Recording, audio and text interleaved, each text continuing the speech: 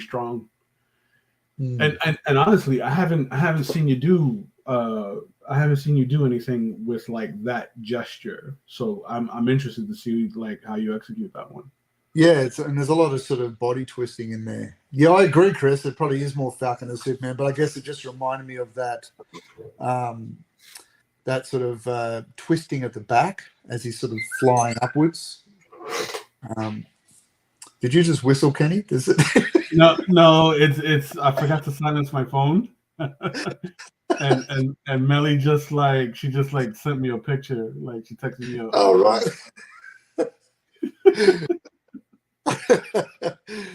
So I don't like a bit of ambient bird whistling as we're going. Bit of ASMR nature. I love it.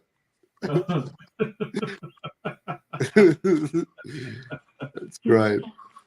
No, I was saying to my Chris before. Chris was uh, saying that he nearly gave up on us, and I said, "Yeah, it's probably my fault more than yours, but it's been a busy couple of weeks with deadlines, so I yeah. just had to take last weekend to go from dawn to dusk trying to get these jobs done. But we Mm, appreciate everyone staying with us. no, it's necessary. It's necessary. Sometimes when the deadlines start to creep up on you, it's necessary to kind of step away from some of the fun stuff, some of the extracurricular stuff, because all of it is fun, right? Yes. But some of the extracurricular stuff to kind of meet the deadline, because we thrive on reputation and punctuality. Hmm.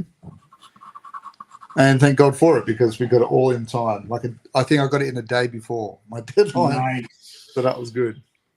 very nice. And guys, look, I know that I might be a bit biased, but Will, like, man, he was peak performance on that recent project. I Peak can't. perf- Unfortunately, I can't share it just yet. But I'll share it when it's ready. When they give me the clearance. yeah, That's It was a fun project though. That was good. peak performance, dude. Man, it was like when I saw the notifications come in with you showing me the behind the scenes stuff, I was blown away each time. Yeah, it was tricky, sort of cranking out and painting out the painting. It was a good challenge though. Like you certainly don't have room to sort of you just got to run. Like the Hmm. starting gun goes and you just run. There's no sort of time to contemplate the universe. That's right. You got to have it worked out by then. All right. So, and we don't. I don't think on this. I don't think on Stratos we don't have any weird abdomens. I think his abs are all pretty. Oh, they're hidden. He's hidden his abs Oh, under okay. the straps. Oh, because he's got the little harness on. That's Okay. smart. That's almost a dad move right there. That's a. I'm gonna hide Yeah. my one big ab underneath my. It's the straps. They're under there. It's all the straps. So Oh, he's got a really peculiar design because I thought that the wings, like at a glance, I thought that the wings were on his back, but they're really coming yeah, off of the wrists. they are. They're part of his little gauntlet. Yeah. Ah, okay. Little attachments there. See on the left-hand illustration, they clip on. So that kind of changes things. Yeah. 'Cause And looking now, at that one at the top right, Kenny, looks like his wings are rotational, like they can move around on different angles. right, right, I, I always thought they just followed the form of his arm, but right. it seems like it moves around a fair bit. Hmm. That kind of changes things. Oh, I'm So, sorry to hear that, Chris. I hope you're back on your feet now. Is oh a no. week of back spasms and chest colds. Oof, that sucks, dude. Look, Yeah. the same thing happened to Melissa coming off of the holiday. She got kind of sick, right, with like this really weird cold. But like after she was able to beat the cold, the cough kind of lingered, and it was like such a heavy cough that like she would get like she had this like really sore back muscle Yeah. that that like made it really difficult for her to kind of like get up and move around. It's one of those things, isn't it, when you don't realize how bigger role your back plays in your life until your back says, Mm-hmm. "No, thanks, we're not playing today," and then you're like, "Oh my god!" It just stops everything. It really does. And the neck's the same. Like if you can't, you realize how much you're not twisting. And Yeah. all right, so I think I'm going to go with this one too, but I'm not convinced that I want to tuck that arm up. It's going to look too Supermanish. So I Yeah. might have the arm sort of dangle down, almost like Well, gracefully sort of flying. Like what do you think? well, you know what? What I'm seeing is because he's using more of the mechanical aspect of the outfit, you could take that same I guess like perspective, Yeah, right? Because you have it sort of set up like this, where he's looking downward like so, yeah, and then you can drop the left shoulder as well. Maybe extend this arm out a bit, right? Because he's got like those the apparatuses that connect to the booster on his back. yeah. Figures, right? Because then you got the twist. Well, you know what? Maybe yeah, you could actually maybe bring in this fist closer to the viewer so that we Right. can see close up of the trigger here, and then the hose that connects to the back, and then you could do something kind of cool with like the wings, because like the wings are like a big part of Yeah. costume, right? I'm not doing the hose though. I'm going to go with the original. Okay. So I'm going with that first one, the one on the left. Yeah. So it's just going to be very much like the toy, like sort of attached to it. What is that hose thing? Is that connected to a weapon? That's what I'm wondering. It looks like it's got two, but no, because he's got two. That's connected to his jetpack. That's connected to the jetpack, right? That's an unusual design. Oh, okay. Okay. Huh. Yeah, because you probably do something like that. Well, we're gonna eliminate the hose on So that. do you think I should? You think I should then? You think I should bring that arm closer so it's more sort of foreshortening is more like that then? So it really Yeah. is. So that because it kind of forces you to like sort of flatten this wing, Yeah. right?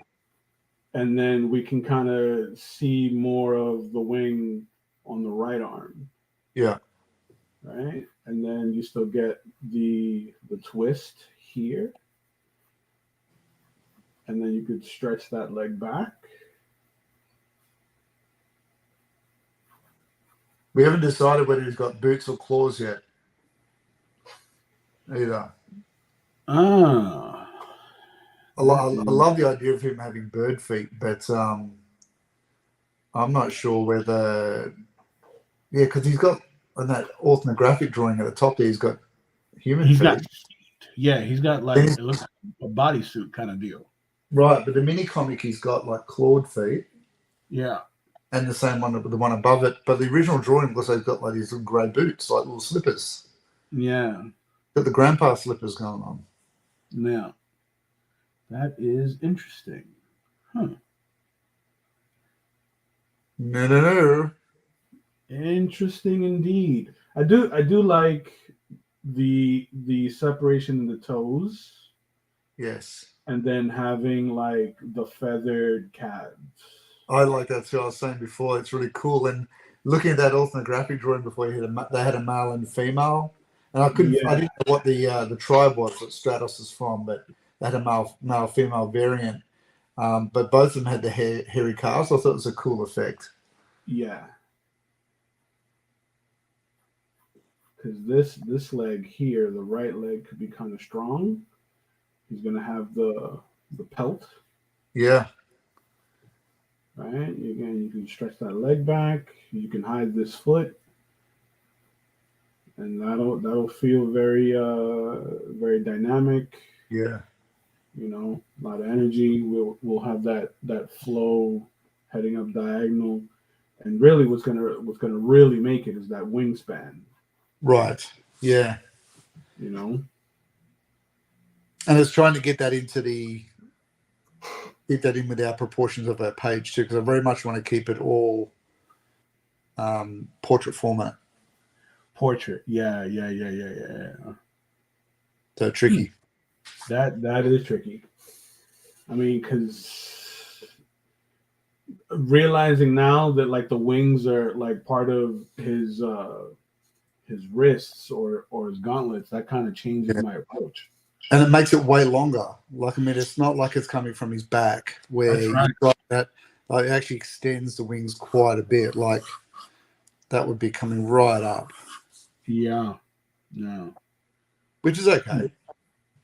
Yeah, it's fine, but but I guess my where I'm struggling is because usually if like the wings were on the back, then like say this gesture here, I can just kind of do the wing. You know what I'm saying? Like it'll sort of like fit. I could get all the appendages in. You know what I mean? In just that one shot. But now I got to rethink about how I'll set it up to where like now I have to compensate for like this really long I guess appendage coming off of the gauntlets. Right. It's almost an Icarus image, you know, where it's coming off the arms. Yeah. That's interesting. So I'm looking at some references from the different I guess versions of Stratos. Yeah. To lock in on like one design so that way I can figure out what my gesture is going to be. Right. I do like the worm's eye view though. Yes. I think that will be my go-to. And you're going to have him looking down to the viewer. Right. So it's cool. like I can do this to get a little bit of foreshortening, so he's like almost looking over his pecs. Yeah. Right. And we get that curvature underneath the pecs there, so the ribs are big. And we can jump right into his waist. Oh, okay. And the vet says the slipper pics are of him relaxing at home after he's battled all day. See, look, you know what? I think I got it. Yeah. So then I could do the knee right here. Right? So we get the foot, thigh, arch in the back. All right, extend this leg down. Right, and then have it feel like his arms are kind of, you know the way your arms would sort of like rest in a U shape. Yes. Yeah. If you're sitting in like a hot tub or a swimming pool. Gotta get the feathers out of the hot tub. You don't want that. It would be kind of like this. We get a little bit of foreshortening in the forearm. We do the same thing here, right? So that this way I can open up the wingspan. And you've got to kind of lift that leg, don't you? Like you really, otherwise it looks too T-shaped or almost a bit too Messiah sort of looking. You know, you can't hovering a bit too Kingdom Come Superman. Right, because you got to get the leg to line up with the head, right? Because we got to get that sense for weight distribution. And the tricky thing is for shortening that longer leg, that extended leg, as much as you've done the rest of the body. Right. And then we'll get the plant of the foot there. We get the big bushy calf on both. Right. And then we should see a little bit of the jetpack, the Rocketeer pack. That's cool. And then maybe some of the rocket vapor.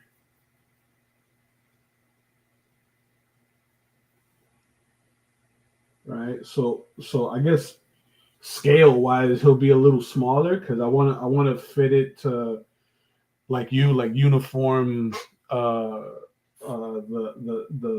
paper size that I've been using. Yes. But It's kind of got to flow as a series, you know. of course, You don't want to jump out.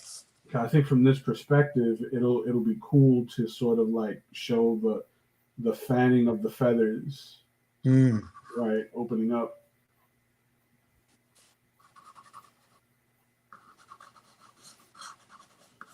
Vapor, head, center of the body,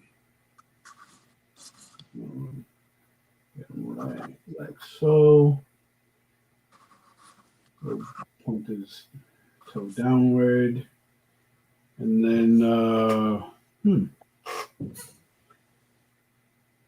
maybe this one could work as a tilt. Yeah. All right. We take that same gesture and kind of tilt it so that like on the 11x14, it's sort of like lines up with the opposing corners, with the adjacent corners. You know, and then maybe frame it with a cloud, and maybe some hawks, and maybe a full mountain scene and a river, and dude, and the Wind Raider flying by, and absolutely, absolutely. Multiple planets colliding. Yes. you guys watching in the audience, this is how it works. This is how the mind wanders, because it's like once we're able to lock in how the subject is gonna be, now we start thinking about how to frame them and adorn it, to where it feels like epic.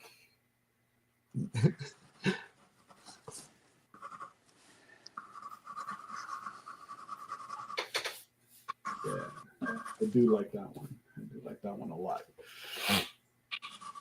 Idea to add to your giveaways: adding your thumbnail sketches. Interesting.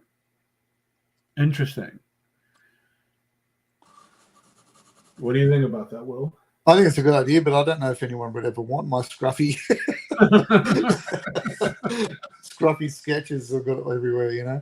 You know what? I used to think the same thing until a buddy of mine, Juan Navarro, shout out to Juan. He's an amazing cartoonist, and he writes for the Office Unicorn. Oh yes. He actually would sell his scraps. Oh, okay. At a convention, he would have like a little box, like a little basket at the table.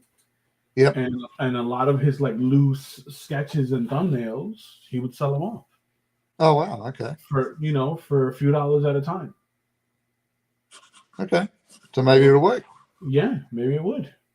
Let us know. Let us know in the comments if that's something you guys want as part of the giveaways. I'm happy to throw these in. I mean, I don't know if that's something that you'd want, but it's not exactly Frank Frazetta's chicken scratches on the page here with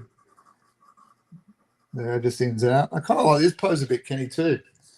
I've just been doing sort of where he's a mid twist in the air, like he's that is pretty good. Yeah, that is pretty good. It's got Chris is right. It's got a bit of a Da Vinci sort of quality. I went to the Met to see Da Vinci scruffy thumbnails. Yeah, a lot of that stuff is interesting because and even as a teacher, right? I love seeing the thought process that my kids have in their sketchbooks. I prefer it. I prefer that. Like I whenever I'm getting a drawing from a cartoonist or an illustrator, I prefer it to be a pencil drawing. Right. Because I like seeing the process. It's not as polished, and it's more raw to me. Absolutely. Totally agree with that. I would prefer seeing like how you problem solve, how you kind of like work out certain things. Yeah. Than instead of like seeing something finished. Yeah. Agreed. I do like that one. So this is gonna be my A. That one that you're doing, the recent one that you did, Will, that one feels really good too, because it feels as like he's swooping upward, like there's a bit of a curve. Right. I think I'm going to go with this one. This feels like Yeah. he's flying. These ones feel like he's launching.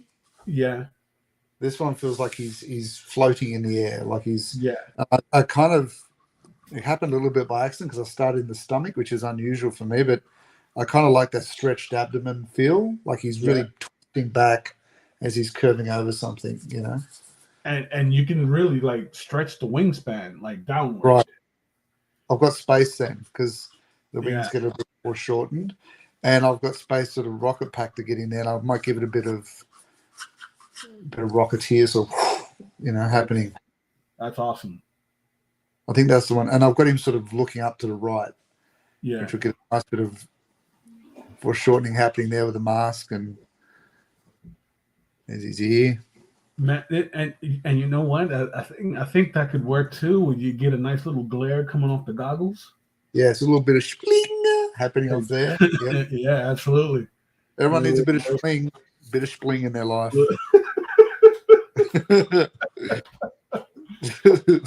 Bit of a spling. Bit of goggle spling. That's another one. That's another one for the It's different to the corn cob sword and a man. It's a spling. The flemulets. The flemulets. The parking brake swords. Goggle spling. The parking brake whip. I'm telling you. We're these and it's all organic. These aren't, they're not thought out in advance. This is the stuff that gets us through the day. Yeah.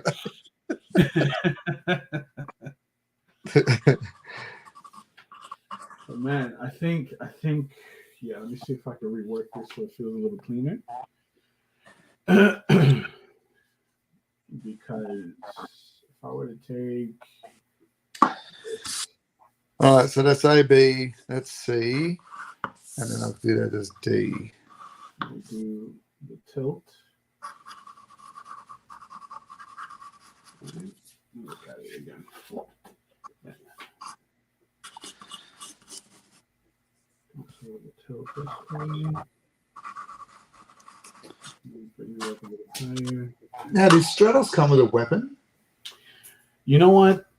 I don't see any weapons on him. I can't even remember whether he had a mace or something, or There is one shot here that I'm seeing in my references where he's holding a sword, but it looks like a short sword. Yeah, that's on. Yeah, look, I've got it here on the animation. Yeah, there it is. I don't ever remember him having a weapon in the toys. Yeah, I'll have a quick look. Looking at the toys, I don't. He doesn't look to have one.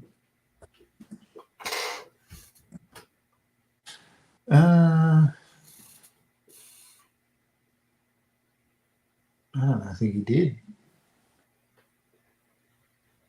I don't think he did. No, I think it was just turned up with his wings. Hey, how you doing? Yeah. I'm just gonna fly around and just punch like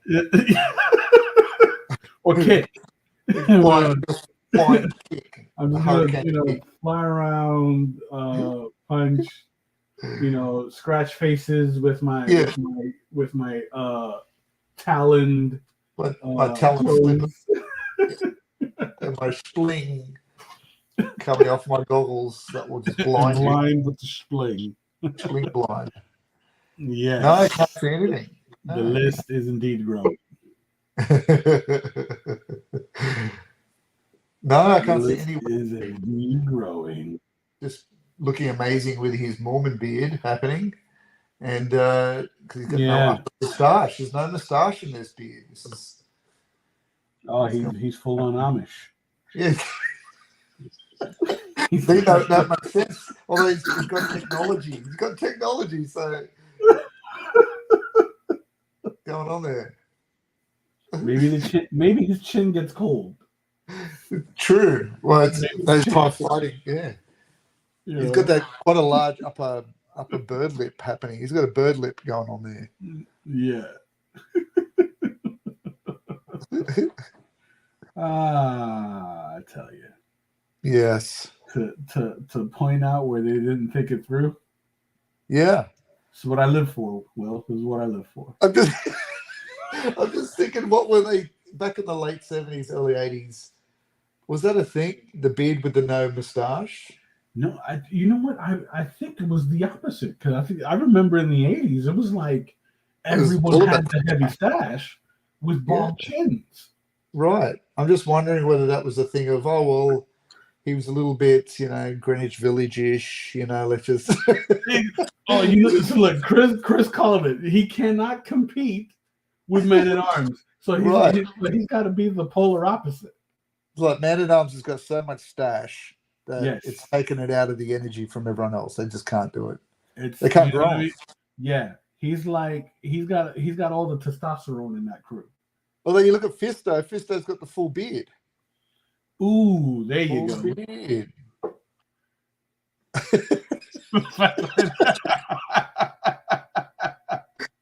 This is true. This is true.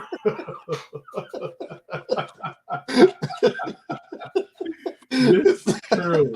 It's the big derailer. It's the derailer of our train every time event is the body bits. The body bits gets us. That's it. We've gone straight to the pain cave every time with the body bits. The body bits. I love it. Yeah, I think that's gonna be the way I go. I'm gonna do that worm's eye view. Bring his left leg forward. I may even try to get under him a bit more so that I can push the right leg back further. Yeah. So that it feels so that we can see underneath his foot, the raised foot, a bit more. Right. Right. And we see less upper body. Right. So we get that nice cone of perspective. Yep. And maybe a glare coming off of the sun, like over the shoulders. The solar flare. Yep. Yeah, that solar flare. Yes, exactly. Man, okay. A bit of sun schling happening there. Yeah.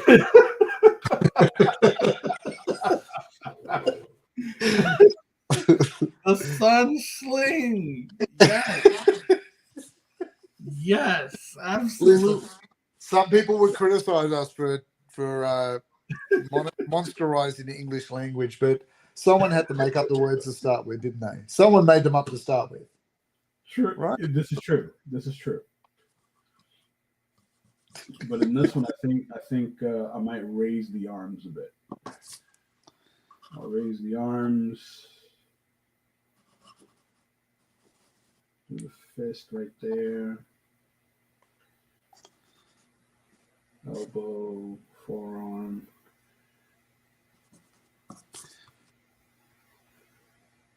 All right, I think, that's what I'll do there. I'll go with that pose. Don't be afraid to point the toe as he's arcing the back. Mm-hmm. What do you think of this one, Will? So I have the knee here, bringing the thigh in, right? We get that nice foreshortening worm's eye view. And then from here, I can bring the wings into like this arcing sort of little framing. Are you gonna flare the wings out like a bird? Yeah. An eagle with flapping. Yeah. For sure. And then do the feathering as they arc. Yes. Right. So it feels like he's coming down at a hard landing, like a 3-point landing, hero landing. Yeah, aggressively. Yeah. Are you going to do any jetpack action coming out the back of it? I might, but I feel like it may be countering the movement, right? Because I want him to feel like he's coming down. Yes. I feel like the jetpack vapor might kick up a bit of dust. Yeah. Yeah. Ooh, but then again, see what I did there? I do like the dust kick up. The Jim Lee dusting effect. I Strikes do me. like the dust kick up. So we can put the leg down and then, get a nice little kick up here. Yeah. I do like that. Yes. But I don't plan on like putting a ground or a floor on this. I No. want him to feel like he's completely airborne. Right. I'll be the same. I'm going to do a little bit of blue around it, but not a great deal. I want it to feel like he's really floating. Yeah. Okay, that does feel good. And it's got like sort of a needle kind of. Yeah. Pendulum drop. Yeah. Yeah. Yeah. I like Very it. cool. And you've just avoided all of that detail work around the belt and the fluffy underwear. True. Yeah. But I would still do that though. I would still because even I know you're welcome. with the with the pelted underwear, we still got to get the sides. That's and it. because it's coming down, it's going to feather upward. I do like the gracefully placed leg to hide the under view of what was going under there. His cash and prizes, the meat and veggies. Right, that's right. The twig and berries, the training wheels. I'm glad that it's all hidden. The downtown bonanza.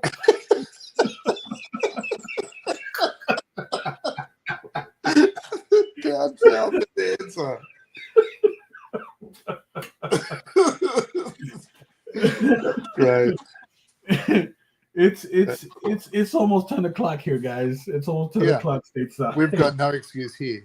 No excuse. No excuse. That's funny. Oh man. Let me replace my I do love that this guy's got some really odd facial features too. Like he really does. I like his look. He kind of reminds me of the dude. What's the actor's name from the Piano? Not the Piano, is it? He's got a very large nose, and also the actor out of Law and Order. I can't think of his name. Let me look it up. I've got to look it up now. And he's got very lean features. He was wait a minute. You mean the guy that was in the movie The Pianist? That's it. I think it's Brody. It's Brody something. Yes, Brody. Adrian Brody. Adrian Brody. Yeah. That he played that mobster from Peaky Blinders. And Richard Belzer is the other guy's name from Law and Order. That's right. Yes. The large nose, very peaked sort of face. Yeah. I kind of like it. A lot of character in there. Very cool faces. But very, very hawk-like. Yeah. Let us replace the blue. Yeah. And not a prominent chin, I guess is probably what I'm going to be leaning towards. Let's see here. Where is my ruler? Square.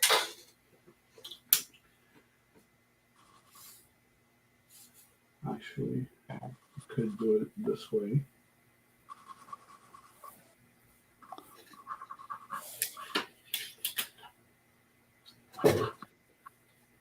So how's the week been, Kenny? The week has been really productive. Really productive. I've been on a recent book project, so I've been kind of cranking out pages and drafting up newer pages and working through the cover art. Right, that's cool, man. Yeah, the project is called Running in the Deep. So it's really obscure in content. It's kind of trippy. Yep. Right.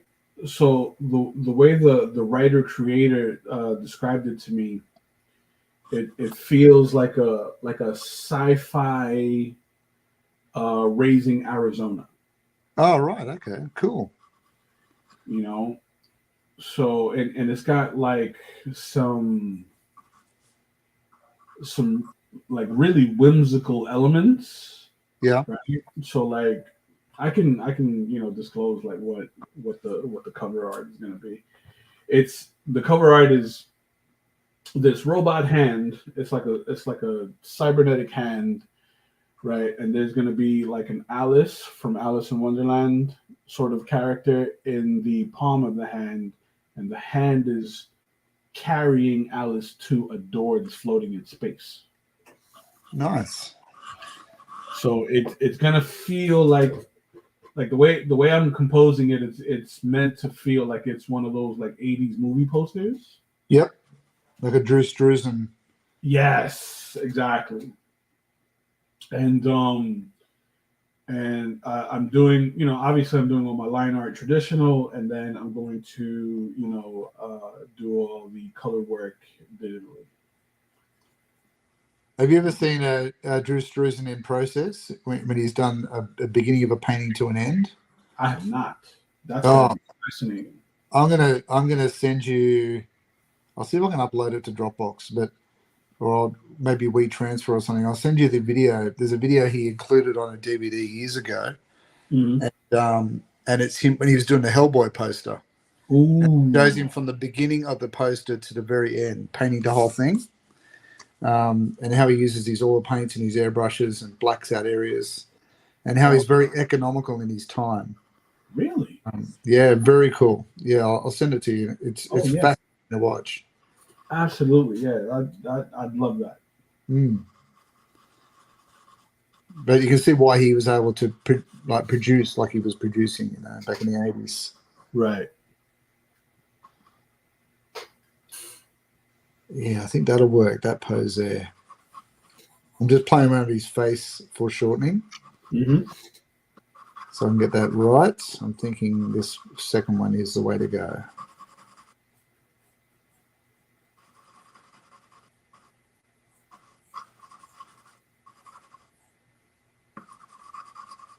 Yeah, that's the way to go. Go on there. Feather in some of these. Feather in the arc here and the wings. Get the points in. So the stuff that from the last contest winner, right, should have arrived as of yesterday. I gotta check in with him. Oh yeah. Yeah, he was really excited and very, very happy Oh, cool. that let me show you. Well, I'll send you the card that I did for him. He asked for a Doctor Doom. Oh, nice. Yeah. So I just sent it to you on Messenger. Let me have a look. See. Oh yes.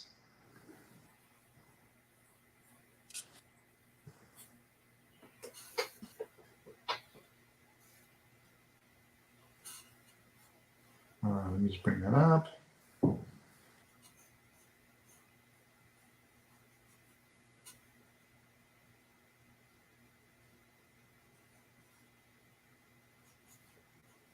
Let's see if I can throw it into the comments so people can have a look at it.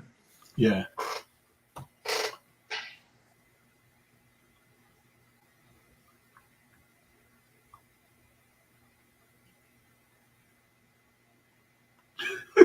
I just realized what Chris said. The hell with his movies. Adrian Brody laid a big kiss on Halle Berry when he won the Oscar. Yes. I have to concur with that sentiment. I must concur with that sentiment. Halle Berry, whew. Especially in what was that? Swordfish.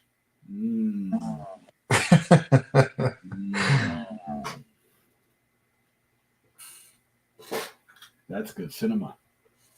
Cinnamon. Yes, sir. Cinema and cinnamon. Yes. It's both good.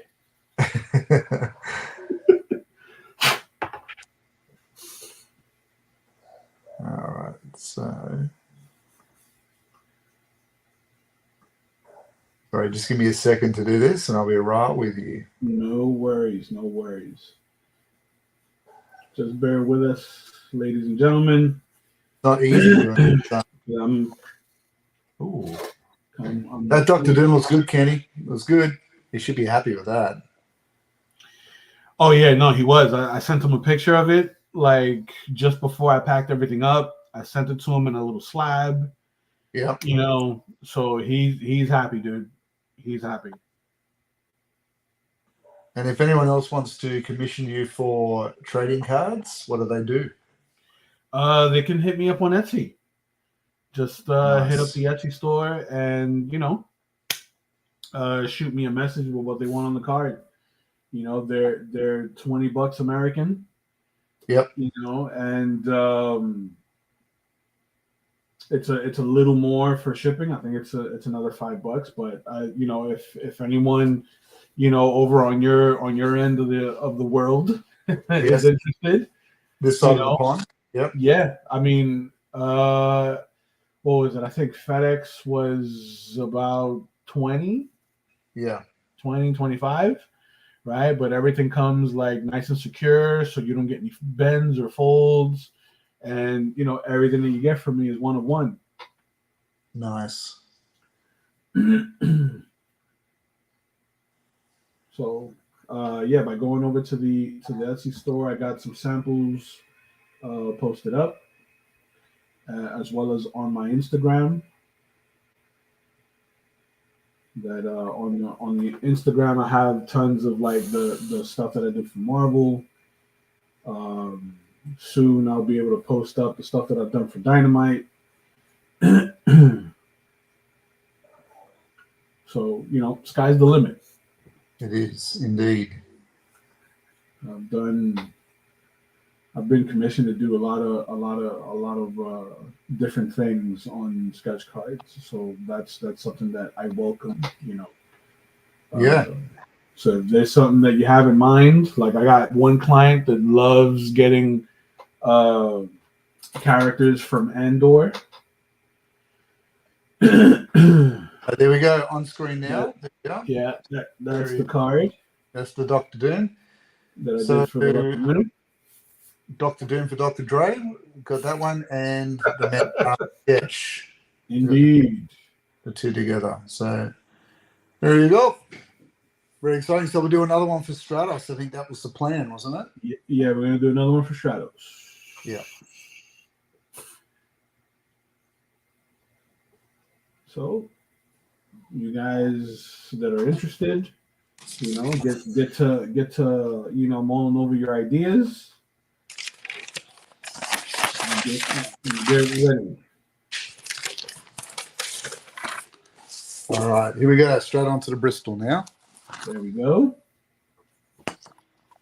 So the news this week, Kenny. The news this week in the land of comics pop culture is that we say farewell to Trina Robbins, a tribute to Trina Robbins. Yes. Who passed away the last couple of days. Yes, we've had a few people pass away. Yeah, it's been a bit of a hit. Yeah, Trina your Robbins. favorite O.J. Simpson passed away. O.J. passed away.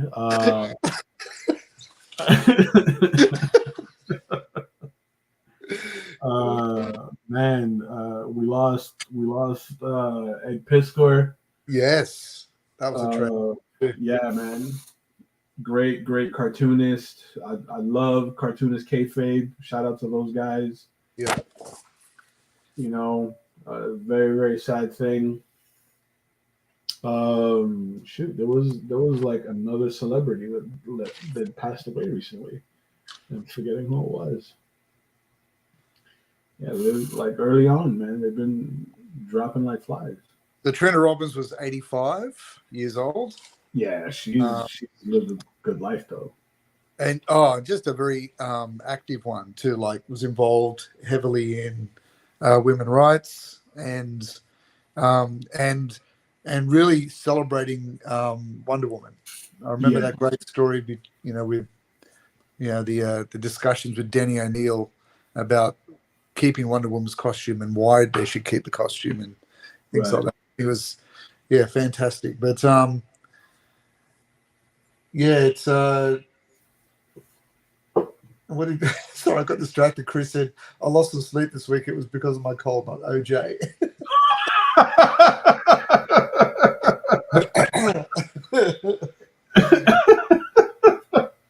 I'm waiting for my OJ stories to start coming out of the woods now.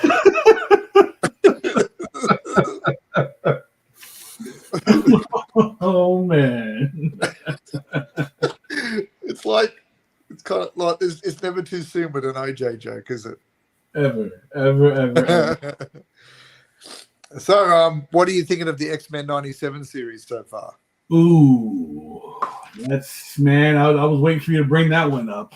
Yeah, I was waiting for you to bring that one up. So let me just say,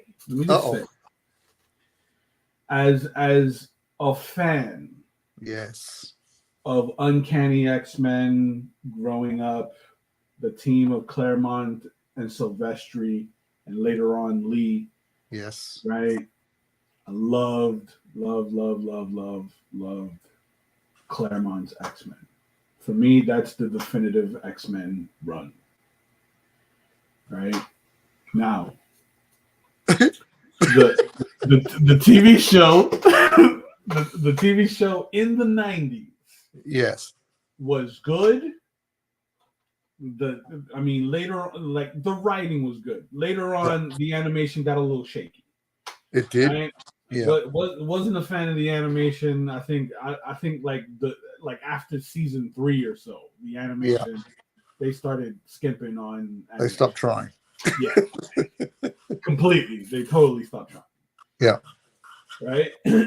X-Men 97. They hooked me from episode 1. Right. Right. I'm waiting for the catch here, the hook. I feel like it's coming.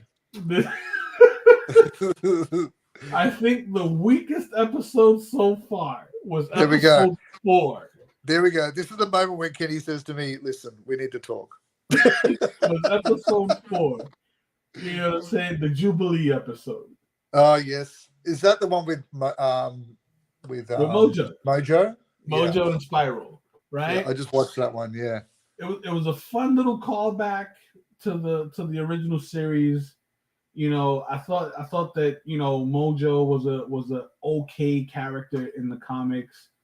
I think you know what made like the Mojo episode for like what stood out to me about it was, you know, bringing in Longshot, bringing in Spiral, you know, Shatterstar, right? Like that's what I was waiting for. right. You know, the Mojo episode in X-Men 97 was okay. It was all right for like a little standalone break from what's going on in the normal continuity of the show. Right. Episode 5. Listen, I read this on Twitter. I think episode 5 is X-Men 97's Red Wedding episode.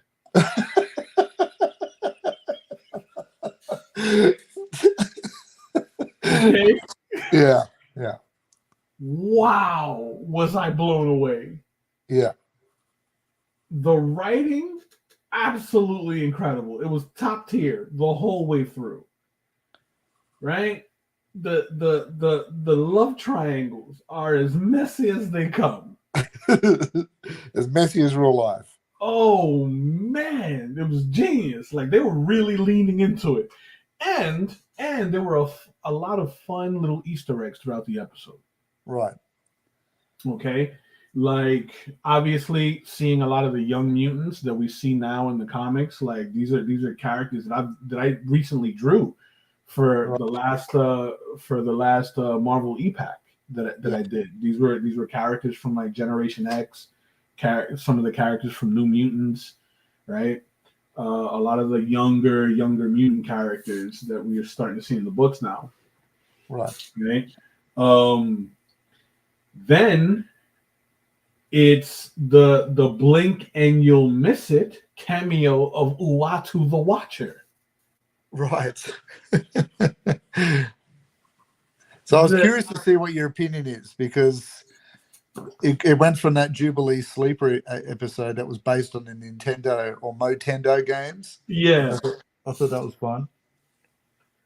To like an emotionally charged and dramatic episode.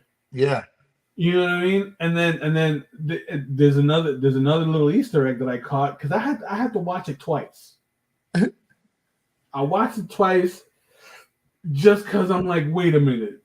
You know, there was like it's very easy to get caught up in a lot of the action that goes on. Yeah. The animated fight scenes and action set pieces were very well illustrated. Man, they didn't skimp out on the budget. Yeah. At all, dude. Like I was moved. And are you happy with the representations of the characters, what they look like? Yes. I gotta say, yes. Like at first seeing Magneto in the old M costume was a little weird for me. But you know, like it's starting to grow on me. I'm struggling with how pink they've made him. He's very pink, the skin tones. Yeah. I'm thinking, I don't know. Yeah. I mean, it's something that I can. It doesn't pull me out. Right. It doesn't pull me out. And then seeing all of the old like Sebastian Shaw from the Hellfire Club, the White Queen, Moira McTaggart, you know what I'm saying? Banshee, like, dude, like I was sitting there like I felt like a kid again Saturday morning eating my cereal. And Forge. And Forge in the episode Forge prior to that. Relationship. Like, dude, I was in heaven.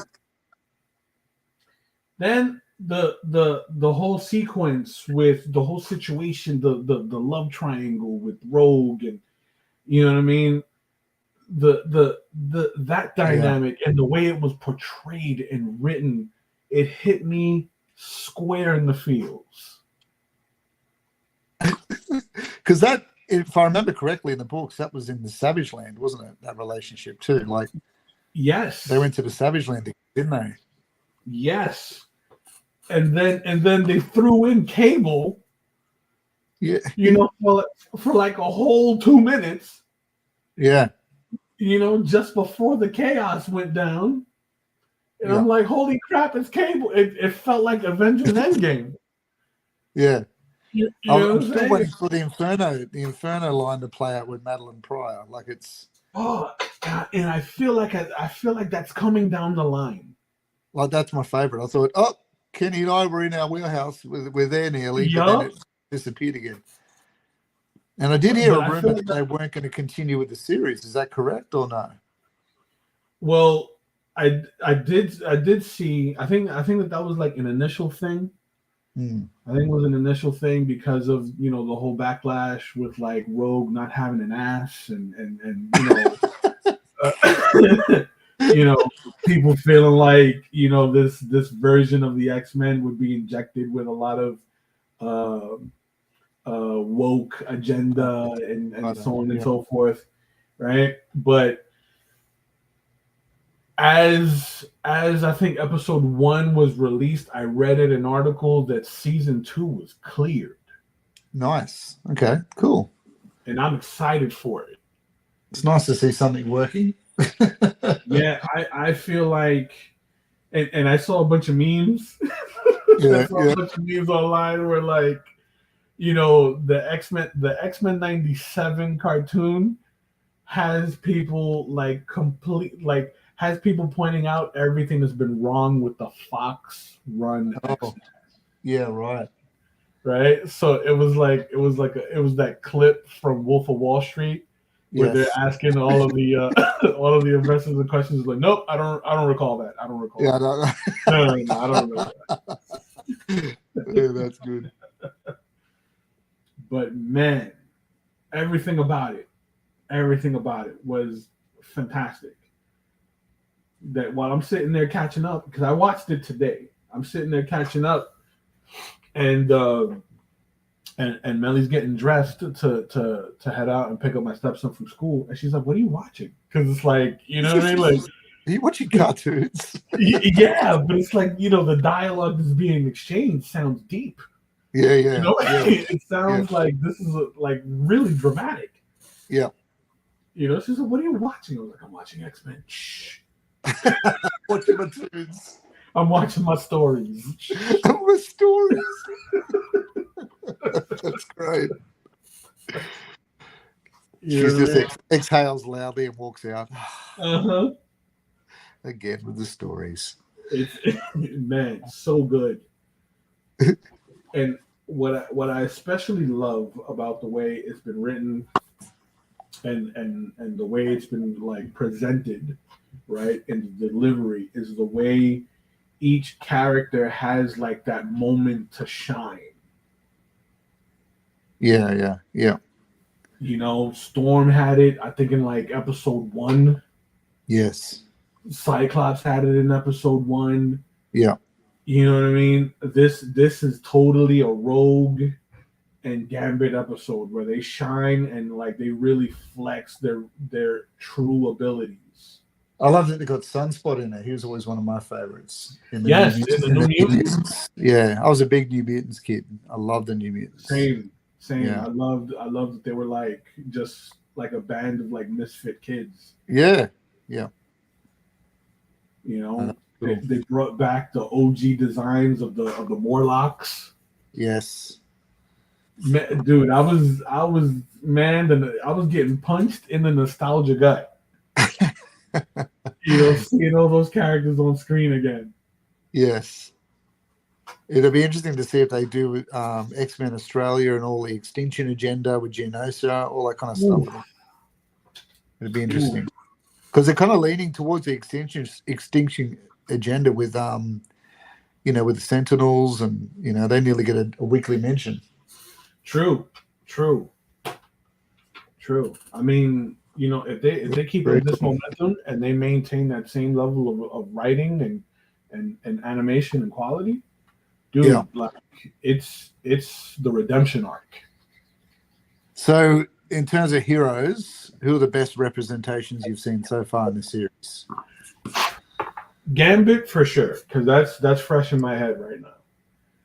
I do love what they did with Cyclops. Right, because like really Cyclops has we've only seen Cyclops be a badass in the comics. Never really like cinema or like in the cartoons. So what they did with Cyclops this time around was great. Right. I do like what they did with Nightcrawler in this recent episode, right? His optimism, there was an air of bubbliness, to his demeanor.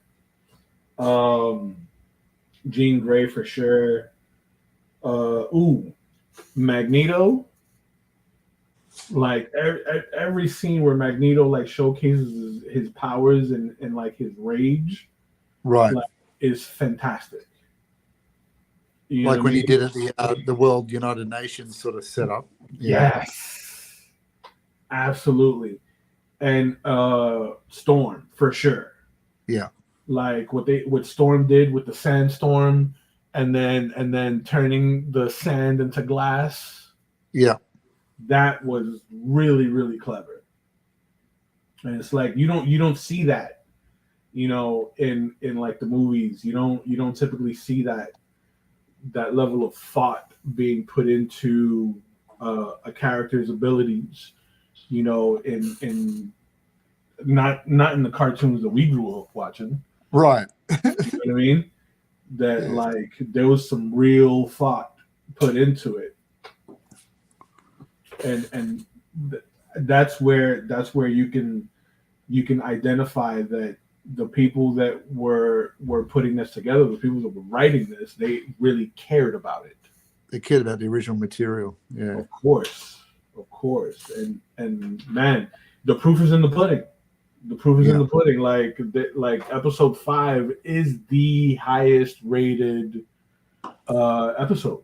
It's like a Yeah. 9.8 or something. Yeah, that's cool. You know. Yeah, I'm curious about what you thought.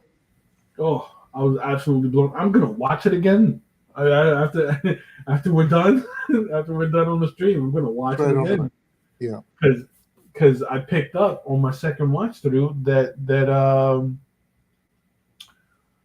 showrunner, the former showrunner, has a cameo in the episode. Oh,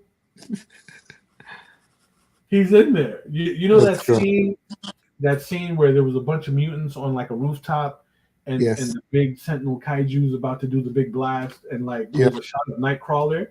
Yes. Right? So right after that shot of Nightcrawler, you can see Beau de Mayor, right? Like Yeah. in a cartoon form, like gasp just before the screen goes totally green. That's great. Had his own Hitchcock moment. Exactly. Exactly. Oh man, such a good episode. Such a good episode, man. Actually, I think I might bring the arms out a little more. So generally, I tend to construct the face before I put costumes on, because sometimes the costumes distracts me from proportion. Right. So I've drawn his face how I want it to be before I start putting the mask, the goggles, all that kind of stuff on there, and including even the beard.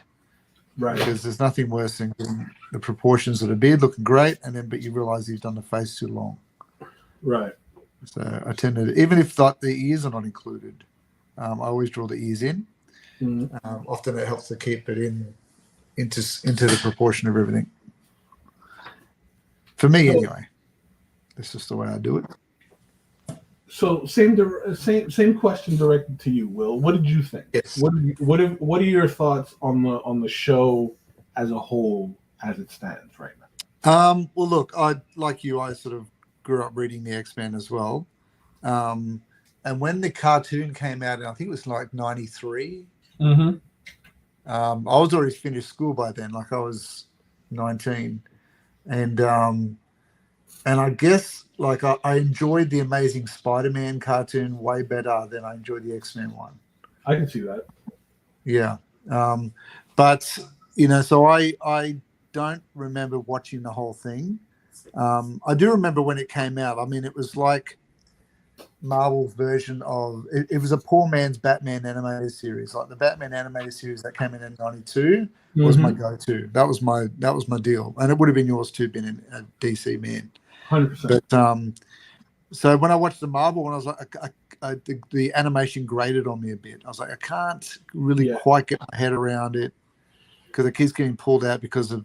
I see what they're trying to do, but it didn't quite ever seem to quite work for me. Especially that opening scene when they're all running at each other. I was like, I can't. It just didn't quite work. But I can see the writing in the original episode, in the original like TV run, was much heavier. Right, and like, you know what? They were faithful to the books, and same with Spider-Man, and that's why it works so well. Yeah. They didn't try to let's make up our own stories because we know better. They actually followed the material, and that's why there was a continuity and it was thought out, and because Claremont had done all of that, Right. So when they brought it back, I was like, okay, well, let's see how it goes. I mean, like it with better technology, and I can see where the animation studios, I can see the ones that they're using. They're using a similar one to DC, because when they get to the horror points in some of those episodes, when something's possessed or where there's a demon, you can almost see the same stylistic choices the animation studio's done. Right. So it's like when Mojo was coming through the screen and had the drop jaw and the mouth, I thought this reminds me of Justice League Dark. Yeah. It's the same style of creepy, but I love that creepiness of it. The Japanese Attack on Titan kind of animation style looks really cool. But so I'm enjoying it. It's like my favorite thing on the planet, but it's nice to see those characters in animation again. And I loved seeing Sunspot's effects. They were pretty cool. Yeah, with the black sort of bubbling and growing on him, the solar powers. So yeah, that was pretty cool. I liked all of that. Hey, what was that? With the Kirby dots. Yes, yeah, the Kirby crackle going on. Yeah. Yeah. So I liked all of that. But look, I think they were, at least they were faithful to the Wolverine being short. You know, it always bothered me that Hugh Jackman's like 6 foot tall. Yeah. So it's good that they're choosing to lean into the comics sort of stuff, which is good. But we'll see how it goes. I mean, I'd love to see more of, my favorite run was like the Inferno stuff, but also when X-Men went to Australia and the Reavers and all that stuff. I loved all. Yeah, so we'll see how they go, I guess. Yeah. See if they can follow up on that. Now, you did message me about this show. I haven't had a chance to watch it yet. Yeah. Right. And since the episode aired, I've been seeing online through my Facebook feed and through my Instagram feed as well that the show is pretty remarkable so far. Are we talking about Fallout? We're talking about Fallout. What did you think about it? Oh my God, it was amazing. It was. Look, I was a big fan of the game. Yeah.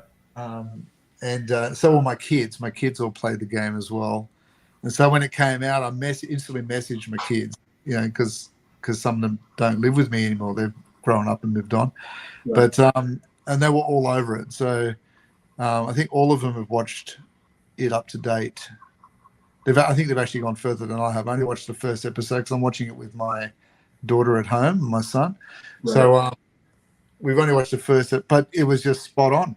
They did everything spot on. Like it was, I felt like I was in the game.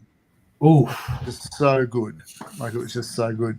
There was nothing that I thought, that really doesn't feel Fallout-ish. All of it was good. So, highly recommend it for sure.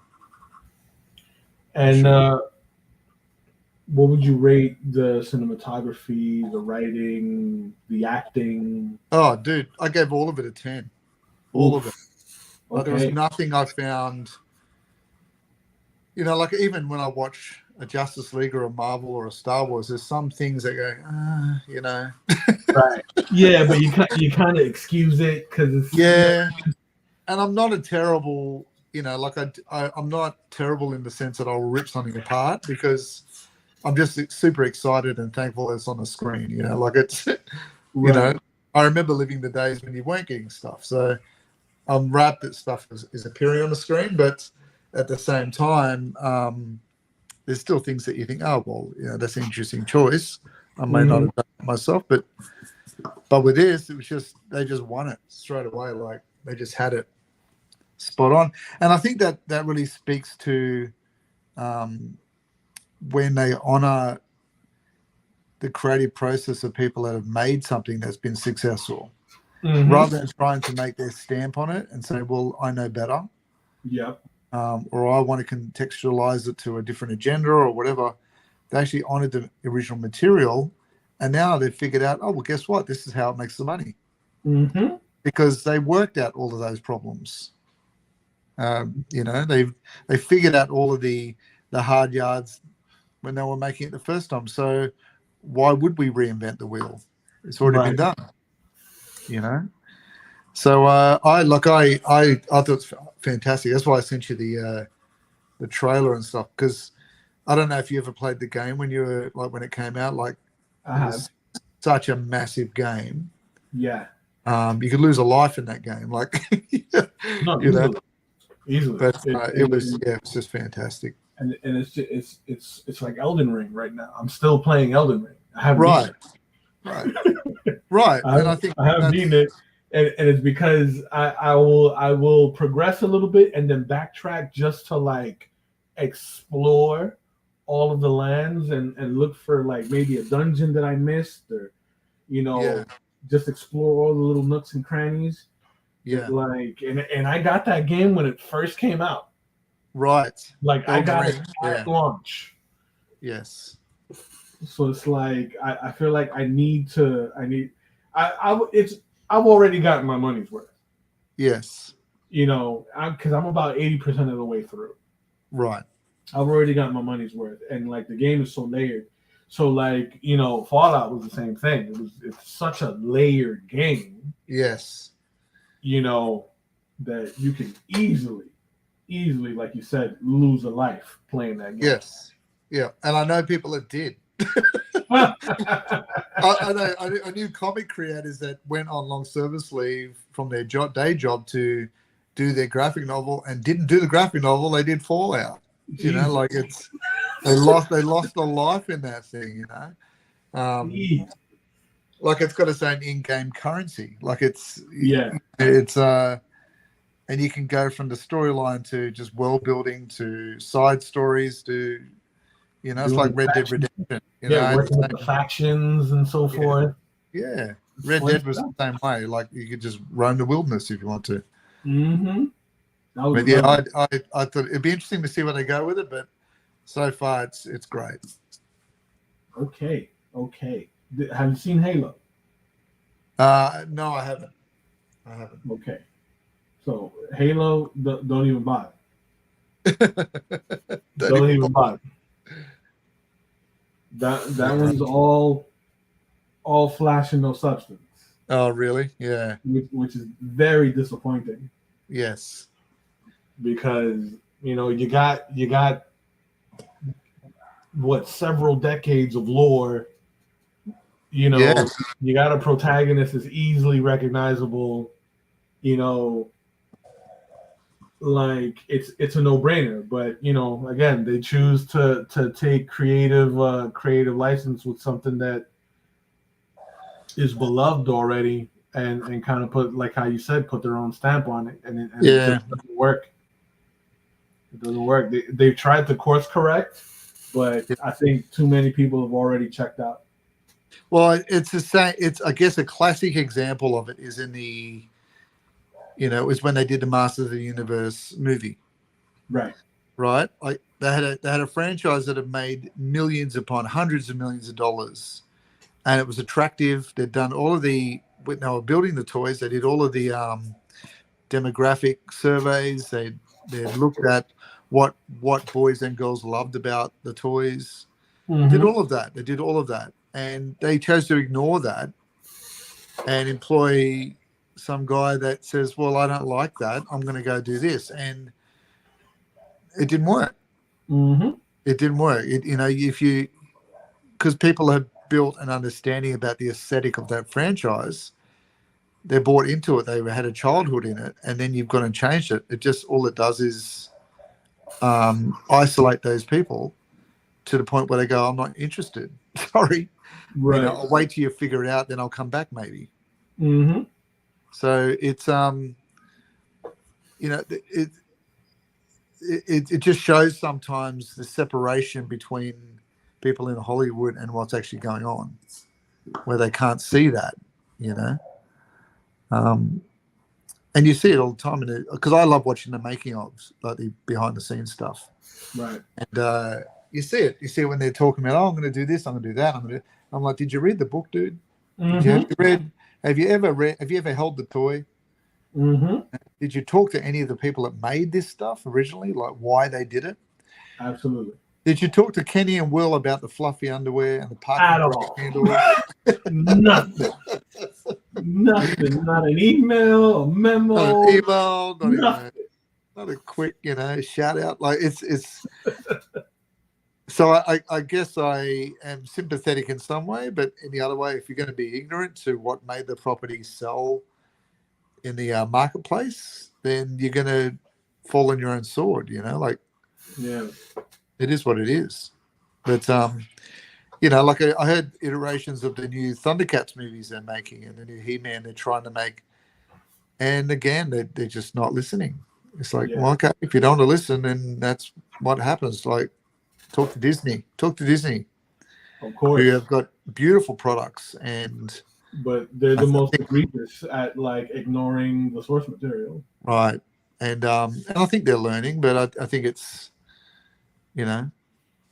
Well, it's a slow process and sometimes painful to watch, isn't it? if X-Men 97 is any indicator, they're learning their lesson. Because Yes. holy crap. Well, they've got to. They've been bleeding money for pretty dramatically for the last year. Stocks have dropped 50%. So it's I can imagine those conversations of, well, what do we need to do? Mm-hmm. You know, what do we need to do? What do we need to change? I think I'm gonna open their arm. I think I'm gonna open Stratos' arms a bit more. I feel like I've just been reforming this face too. I've sort of gone back and forward. I feel like it's too linear. So the Fallout series that came out, that's been great. X-Men 97's been fantastic. I've heard that the Heroes, remember the original Heroes TV show? I think it's doing a reboot. Is that right? What? Yeah. That's what I'm hearing. Interesting. Yeah. But will it be like the same characters? I mean, I'm for sure. I doubt they'll bring back the original actors because I think a lot of those guys like have already aged out of their parts. Correct. Yeah, I think some of them were aging out at the time. This is true. This is true. You know. But man, if they bring back, Peter Petrelli and the cheerleader. Actually, I think it would probably make more sense for them to kind of do something new with it this time. Yeah, because the whole campaign of the original show when it launched, save the cheerleader, save the world, was so ominous. Yes. That you tuned in just to find out what was the big deal with this cheerleader. Right. Yeah. And she was great in it. I felt like the villain was just a bit too powerful. Yeah. Yeah, he was like this unstoppable beast. And I think they realized then, what do we do with this guy? Like, he can just blow people's brains up. Like, exactly. He had every power. Like, how do we reconcile past this storyline? Yeah, like how do you stop that? How do you what comes next? How do we top that? Exactly. Now, having characters with limited abilities, I felt worked to their strengths, right? Because you had the cop with the super strength. Yeah. Right. I think my favorite character was I forgot her name. It's been so long since I've seen the show that like I don't remember anybody's name except for Hero. Hero was awesome. Yes. Yeah. He could stop time, couldn't he? Yeah, he was a time traveler. Yeah. The lady that she had a split personality. Oh yes. Yep. You remember that she yes. like woke up in a room full of like just body parts, and she was the blonde lady. Yeah, the blonde lady who was like an assassin and she had her own little basement camera show going on. Yes. Yeah. Now see, that stuff was fantastic. Yeah. But then when you get like Silas in there, and Silas is, eating the part of everyone's brain that has the power, and it's like, give it a lobotomy. Yeah. Yeah. Now you're doing too much. I thought the artist was cool, the one who could paint and then it would create a timeline. Yeah. Like, predict the future. He was pretty cool. He'd go he'd be possessed. Yes. That he had like some like the meta ability of creating reality through his artwork. Yeah, that was super dope. That like and you don't see too many characters that do that in popular culture. Like out of just sheer curiosity, right? Yeah. I started watching JoJo's Bizarre Adventure, right? And it's because I got this one kid in my Thursday class. He's a huge fan. Like he's deep in JoJo lore, right? And you know what I mean. And then like my daughter also, she's deep in JoJo lore, and they talk to me about parts and how each part has a different villain, but it all ties in to the same main villain from part one, and it's very convoluted. Not to be confused with Yo Gabba Gabba No, continuity. no, at all, right? So I think it was in part 5. I want to say it was part 5 because part 5, the villain in part 5 is he's a serial killer, Right. And because when I'm working on drawings and I'm doing like comic pages and stuff, I like to listen to a lot of True crime, wasn't it? Isn't that your true thing? crime stuff. Yes. Yeah. If it's not stuff about cryptids, it's true crime stuff. Yes. Right. So like the psychology of like murderers and all that. So like the main antagonist being a serial killer for that one season like intrigued me, and they did a really, really great job of it. So one of the characters is a mangaka. Yeah. All right, he's known for making comics, and his ability is when he uses his stand, right? Like the stand is like that soul power, right? That some characters have. When he uses his stand, he basically like turns you into a manga. Oh, that's cool. Like it's cool till it happens.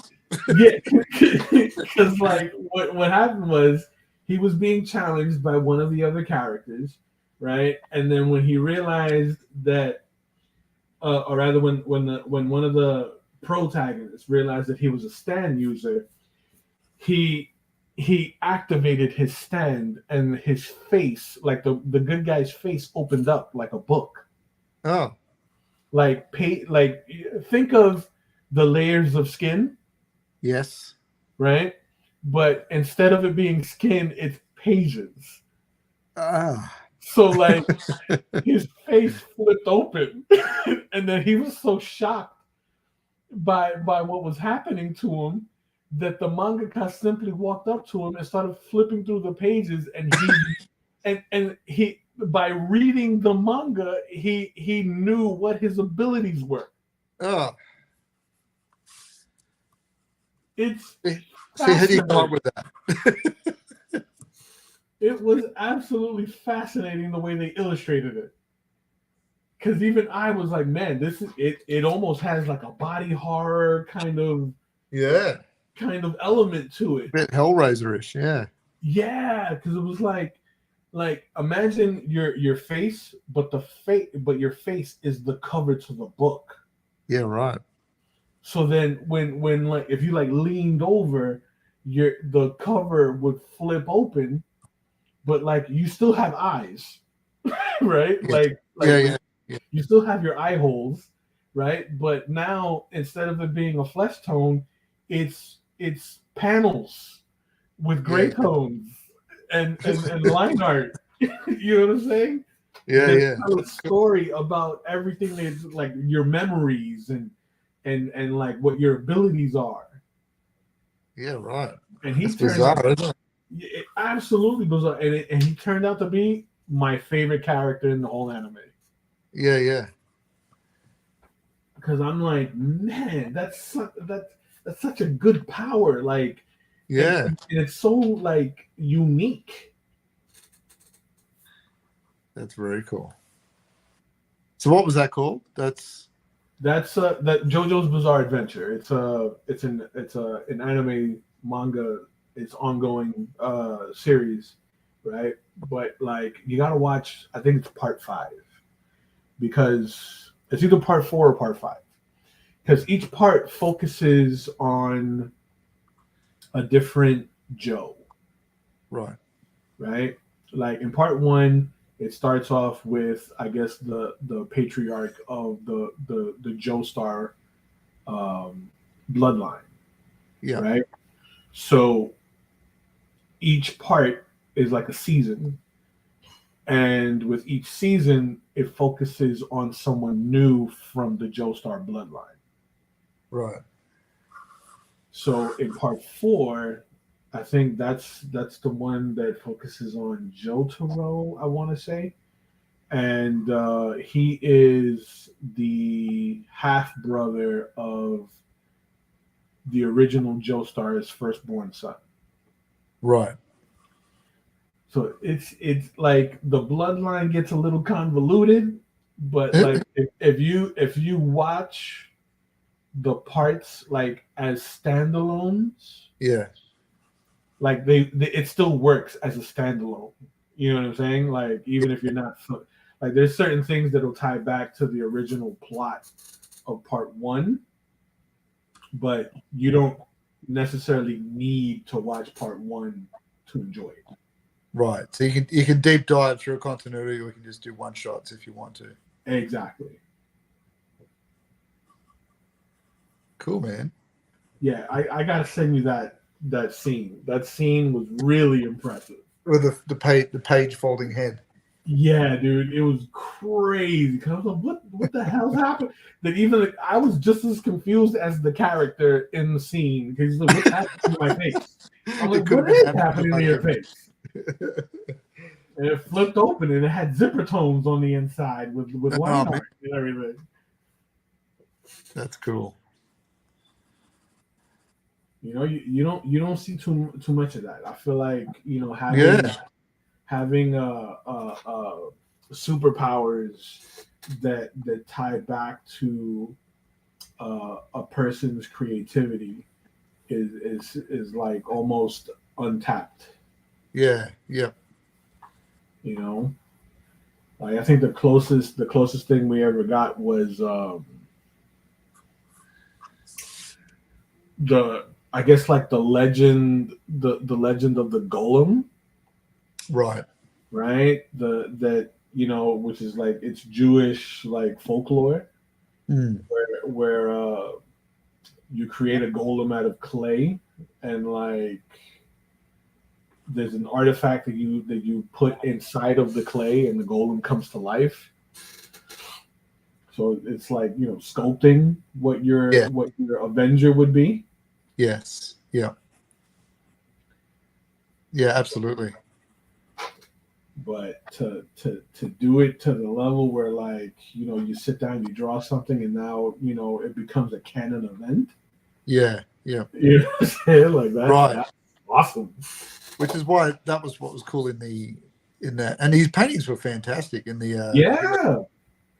the Hero series. Like, wow. Now, correct me if I'm wrong. Wasn't there those paintings? Weren't they illustrated by an industry guy? That's right. Yeah. Yeah. Hold on, let me look that up.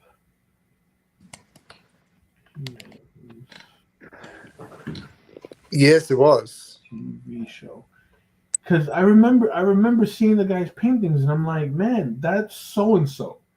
Because I remember like seeing it and recognizing the style. I'm like, that's so and so who did that.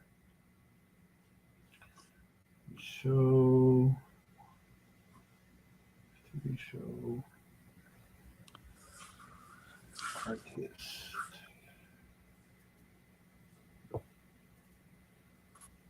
Let's see here. Right, the character's name was Isaac. That's it. Yeah. Isaac Mendez. Yeah. It was Isaac Mendez. But who was doing the art for Isaac? Who was ghost paging? Exactly. Who was ghost painting for Isaac? That's who we want to know.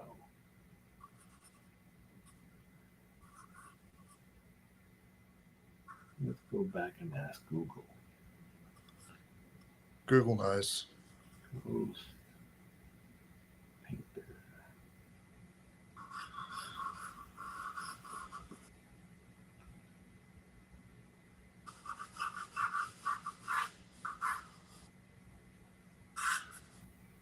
Oh man, they don't want to give up the goods. Oh, really?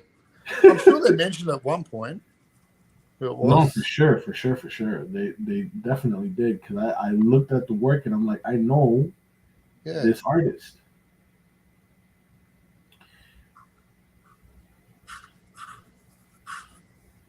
I'm gonna find out because it's gonna bother me. It's going to irritate you till 3 in the It really is. morning. It's gonna really, really bother me. So he was pretty cool. I liked that character. And I liked Hero was good. I liked Hero, although Hero got a lot of airplay. Yeah. I did like the politician brother that could fly but was denying his ability to do it. I thought he was pretty cool. Yeah. I wanted more of that. I wanted him to become the Superman, but didn't end up. Yeah. Sort of. That was my hope as well. Yeah.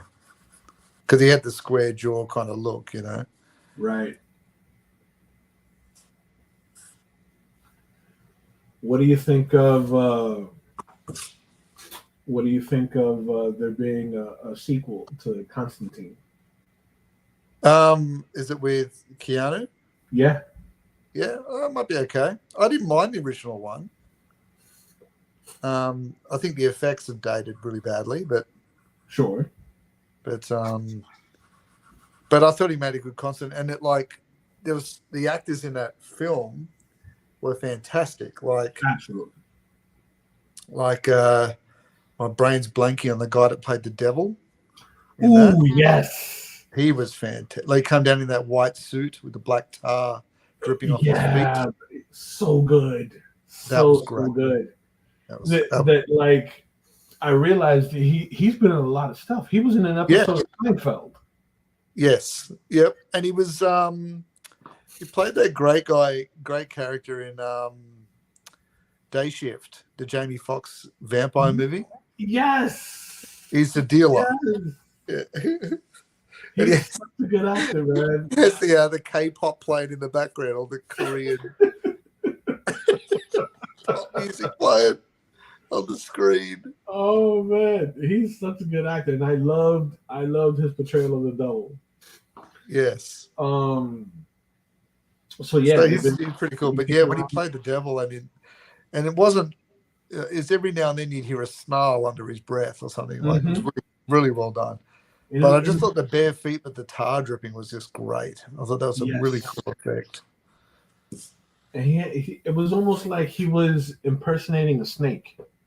Yes. Yeah. Because the way he would talk was like very like breathy and like kind of hissy.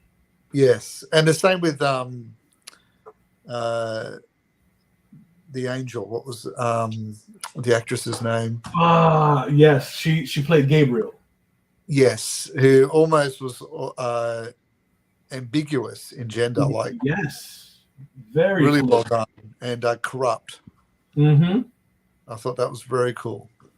There's just different layers of what the lore of that religion is, you know. Yeah, I thought it was very cool. I really enjoyed that just Constantine itself was it's one of my favorite films. Yeah. Tim Sale. There we go. I think yes, that was Tim Sale. Well done, Yvette. That was Tim Sale. 100%. Yes. Tim Sale did the artwork for Heroes. Absolutely, because and he passed away, didn't he? Tim Sale's gone. He died like 2 years ago or something. Yeah, and that was a bit of a shock, wasn't it? It was. Yeah, because whenever Isaac would illustrate people, right? Whenever Isaac would illustrate people, the figures looked exactly like the characters in Long Halloween. Right. Yeah. You know, he has that very, very distinct. He did a Daredevil run too, didn't he? He did. Yeah. He did. He has that very angular sort of style. Yeah, it's very angular. The eyes are like small for the faces. Yeah. You know what I'm saying? He's got a very, very distinct look.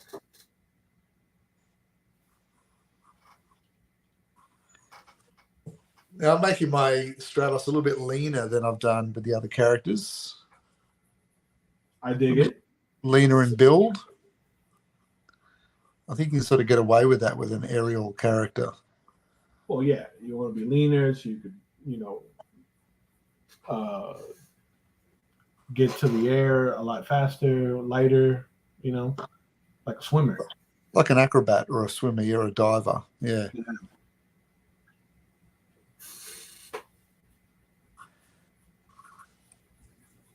Yeah, I think that's starting to finally gel a bit now. I think I can move on to my regular lead. I've got enough of my detail and composition in. So I'm thinking, Will, check this out. What I did here is I brought the arms back up, but I crossed the wings over. Right. So that they're sort of like scissor, right? Yep. And kind of take up that whole corner. Are you going to have enough room in that corner of the page? No, one of the wings is getting cut off for sure, Yeah. and then the feathering of the other wing is off page, but nice. There's going to be a lot of the feather details in the wing, right? But but I intentionally want to make the wings like big. Cool. Right, so we get that big waft of dust. Yeah. Kind of coming up, and then I'm gonna put the jetpack sort of like peeking out from his back, and I think that's the way to go. Nice one. Yeah. Hey, where's your light source coming from? Light source is behind him. Right. So you're going to have above him or behind him? So it'll be above, behind. So like right here, I'll get that little crack of sunlight. So we get that sort of like lens flare, right? So it'll push this part into shadow, and then as we move downward, it'll get lighter. Right. Yeah. So you're going to have light coming through the feathers, like rays of light? Yeah. So we'll have some bursts of light kind of penetrating through the feathers. Yeah. It'll be strongest here in between his hands. And then we'll get like that soft white on the shoulders. Yep. Right? But the darkness will stop right about here around the belt, and then it will get lighter. Very cool, man. That's going to be great. That's what I plan on doing. We'll see how it turns out. The best laid plans of mice and men. We'll see how it turns out. Yeah. Dave Stewart is another name that comes up. I could see Dave Stewart. But yeah, I could see Dave stuff in this. But Tim Sale is heavy. I think because Tim's is so iconically original that you can sort of, it's really obvious when it's like a Frank Miller. A Frank Miller piece. Like there's beats to that drum that you think, I know that. It's very obvious. Hands down. Yeah.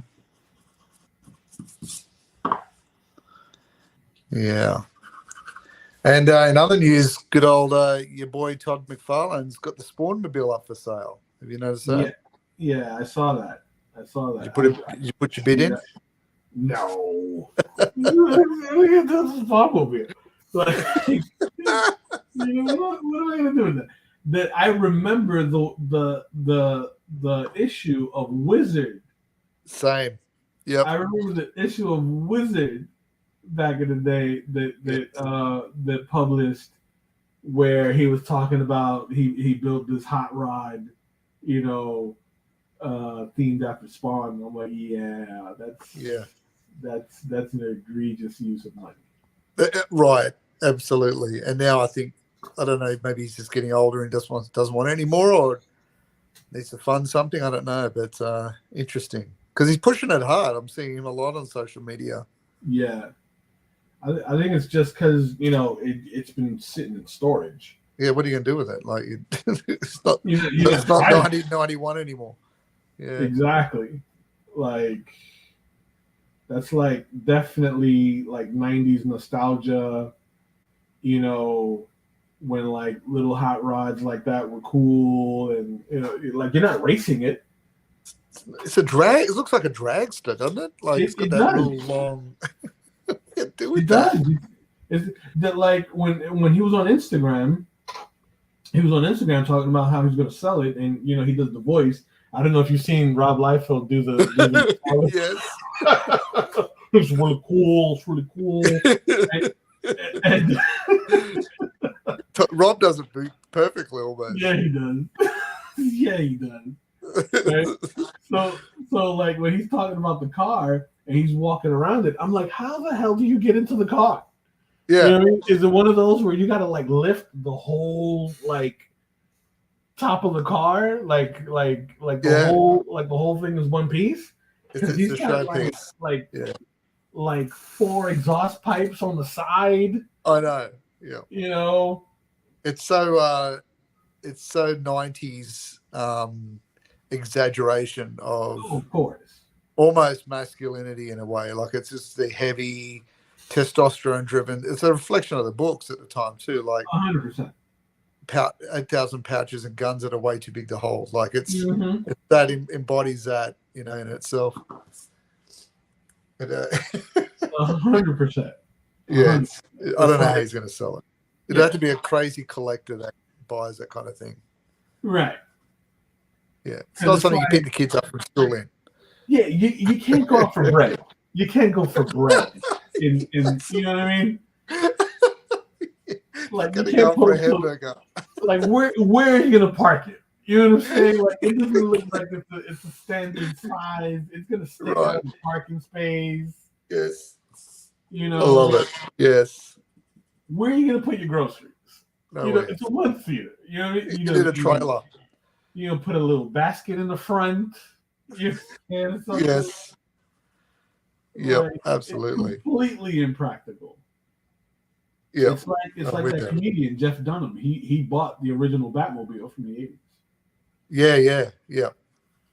But you can get them made now. Like there's a company that bought the plans for it. You can actually get them made to spec.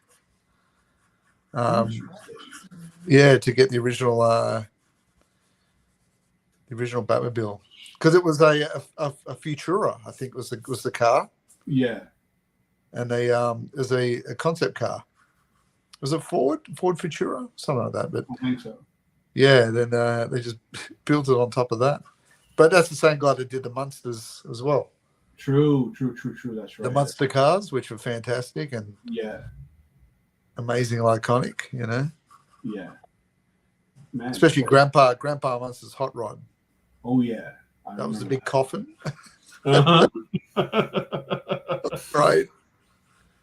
Man, ladies and gentlemen, if I ever become a millionaire, I'm gonna make myself a Batmobile. What era though? What are we talking about? Oh no, 89 Burton Batmobile. Right. Not the Adam West one. That's what I'm talking about. No. 89 Tim Burton Batmobile. I'm pulling into a drive-through in the Batmobile. 100%. I love it. 100%. Well, the Schumacher one with the wobbly fins when it drives. Always bothered me. Like, dude, your fins are wobbling. Oh, if I had $1. Yeah, it looks like it'll snap in a strong wind. Right. It takes a corner and leaves half of it behind. Yeah, it'll snap smooth off in a strong breeze. That's funny.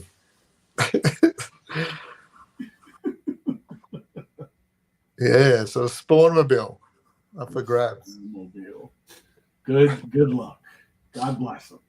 And you see James Gunn has just released the logo for Superman. Yeah, movie. yeah. I'm not sure how I feel about it. Yeah, it's like he's tried to do Kingdom Come up with red and yellow. So that's Yeah, interesting. it's weird. It's weird. I do love that he's calling this next approach the Summer of Superman. So I thought that's pretty cool. Okay. That's pretty cool. I'll dig that. We'll see. We'll see. Yeah. I love Superman. Superman's my guy. Yeah. We'll see how it goes. I'm a DC guy. You know this. You know. I know it. You're in good company. Hey, Lance, how's it going, buddy? Lance, long time no see. You know, I'm a Superman guy. I'm very critical about how they treat Superman. Yes. You know, in books and in popular culture. Yes, we get to see it done well. Yeah. Like, you know, I was a bit skeptical when I heard that Man of Steel was coming out. Yeah. Right, but you know, I went in it with an open mind.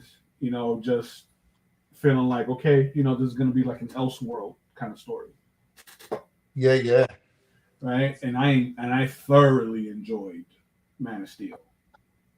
I ended up I ended up like absolutely loving the movie. Right, so we'll see. Like I'm open minded. I'll give it a shot. See what he comes up with. Yeah. You know, I just don't want none of the hokey jokes, or like, you know, not too, like, I don't want him to I don't want him to give it the Taika Waititi treatment. And, yes, of course. Or like too jokey, you know what I mean? Yeah. Like, let's be respectful of the IP. Let's give him a decent villain to go up against. You know, because for years, like, give me a Brainiac, for crying out loud. Where's Brainiac? Give me a Metallo. Yes, a Parasite. Give us something. You know what I'm saying? Like give me Bizarro. Where's Bizarro? Exactly. A zombie Superman. Come on. What are we doing? Like, sure. Enough of the Lex Luthor. I get that, you know, Luthor has to be like the arch and all that, and that's fine. That's fine, but he could still be the brain behind, you know, the nefarious plot. Give me I know. Give me a Solomon Grundy. Solomon Grundy. You know what I'm saying? Or you wanna lean into, like, you know, something that makes Superman like feel not so omnipotent. Yes. Bring in Black Adam. Yes. You know what I'm saying? Who's the other? Felix Faust. Yes. There's a whole array. I don't want to see a Mitzelplick. I don't want to see Mitzelplick. No. Leave that for the cartoons or the animated movies. But certainly come in with an Injustice League. I mean, you know, I feel like at this point they kind of missed their window. Yeah. I feel like at this point they kind of missed their window, especially now with the popularity of Invincible. Yeah. You know, and Omni-Man, you know, being, yeah. You know what I'm saying? Like, or The Boys. Yeah. You know what I'm saying? I feel like they kind of missed that window. Although in retrospect, well, I mean, now is probably also a great opportunity, because it's almost like the 80s when everything went dark. Now's the time to bring back the hero with the hope. True. You know, like you've got room to do that. You know, like you could get away with it. So Chris Borman says, I saw all of the Batmobiles at Warner Brothers Studio. The Clooney Batmobile actually has the Batman chest logo as the tread pattern on the tires. Why though? Why do you do that? Like, why? Yeah, like, why? What are you gonna? Who's gonna appreciate that? Is Alfred going to come up and go, well done, Master Bruce, for aligning your logo into the tread of the tires? You know, because it's brand recognition, Alfred. Check the style guide, Alfred. Check the style guide. It's like, It's on everything. What if you punch the tie? You can't go to a good year. Yeah, what are you going to do? You can't go to a good year. You can't go to 10 years. Okay, listen. Well, he must have gone somewhere. Like, I mean, they couldn't make everything in a house. Yeah, he must have reached out to someone and said, "Listen, I've got an idea. Don't laugh. I'm thinking. I want my logo. We'll send it to you as a high res PDF. We'll send it to you. We've created the outlines on Illustrator. It should be ready to go. We want it on the tire tread. I know it's going to cost $1 billion to build the molds. I'm good for it. We're good. Even though I don't really do my job properly and I've got no money, really. It's all in stocks and, but, no cash. I'm good for it. You can't send it to my personal email address. I have to have a separate Batman bank account because I don't want anything tracked. Like, I mean, how does it work modern day? Like, how does it all work? You got to separate church and state. So, like, is it got an escrow account? Is the stuff happening offshore? Like, you'd have to do something. These are the things that bother me. Again, I'm telling you, there's no thought. There's no thought into it. On our deathbeds one day, Kenny, someone's going to say, "What are your last words?" And we'll say, "I just don't understand." It made no sense. I don't understand why He-Man had flesh gauntlets. And then I die. I didn't even get the answer.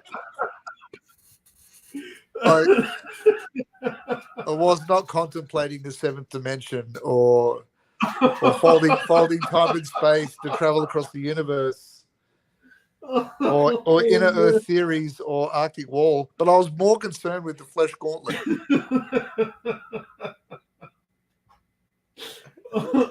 Oh man. Oh, yeah. Man. That's good stuff.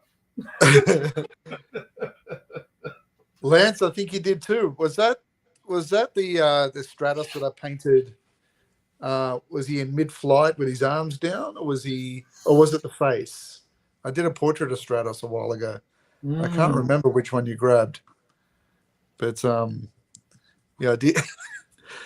No, I can't get out of my head. I can't get Batman's style guide that he has to hand out as a PDF.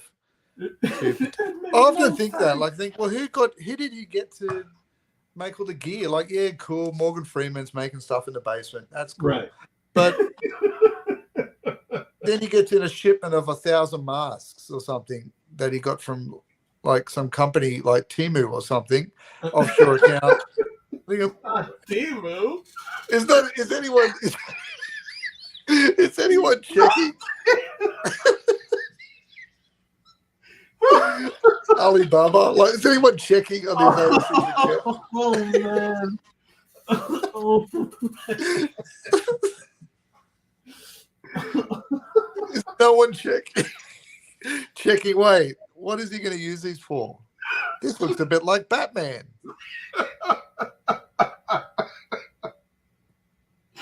Oh, maybe man. Bruce Wayne or Alfred. It wouldn't take long to track it down.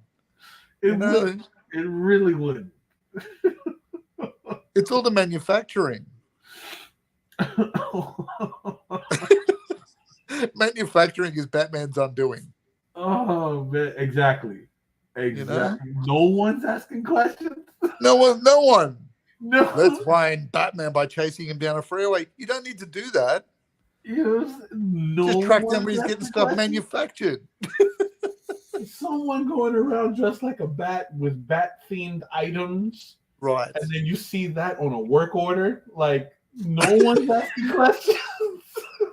Even stuff like the material on the capes. Like, who's making this stuff? You know what I'm saying?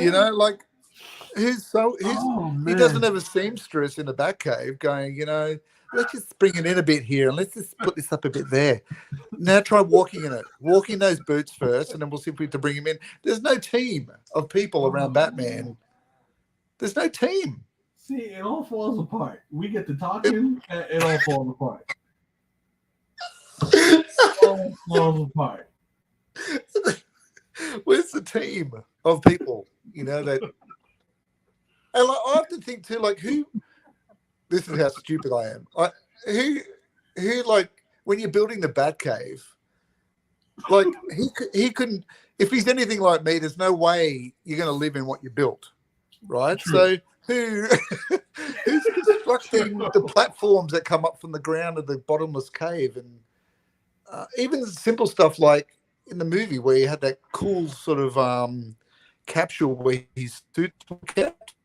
Right. Who built that? So you're going to get some boys down there with some like steel, like Boilermakers and concreters. Listen, boys, I've got an idea.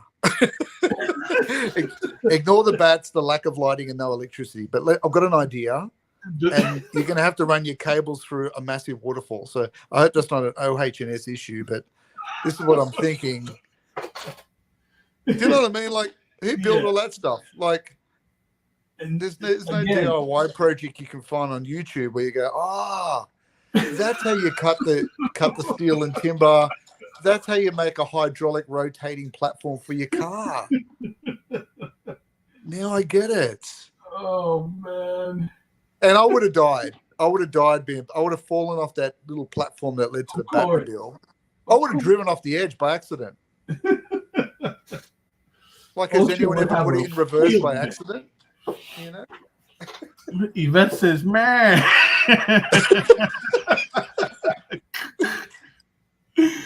She says, man. I thought that would be your last word. It may be. It may be. When no one answers my questions, like the questions I have, I go, man. Dead. Oh, man. I tell you. Not these are the last. You know, this isn't the secret passcode to his will and testament. It's just man. I tell you, that willing ignorance, I say. It's that willing ignorance. Yeah. I've got a problem. Is that the question? Is it? You know, like that's what kills it for me. Yeah. It's like he's one guy, Lucius Fox, right? With Lucius Fox, okay, sure. Yeah. He's in charge of R&D and all that, but he's not tinkering in that big room by himself. He's not making them. He may be, making up. He could be drafting up the schematics, testing out prototypes. He's the ideas man. He's the Steve Jobs guy. He's not down there stitching plates to a bodysuit. He's not doing that. You know what I mean? He's not doing that. There's got to be engineers that are doing that, and no one is asking questions. Right. Who's on the fulfillment team at Amazon? That's what I want to know. Who's on the fulfillment team to go, wait a second, this guy's ordered this for 15 years in a row. What is this? And it's all black. It was got bats all over it. I mean, are you really telling me he's sitting down and grinding down a bit of steel to make a batarang for every time he goes out? Come on, man. You know how many of those you'll lose? You know what I mean? You know how many of those I would, like me being Batman. Let's really think about that. Me being Batman, and I'm using it to disarm guards, right? Or take out lights.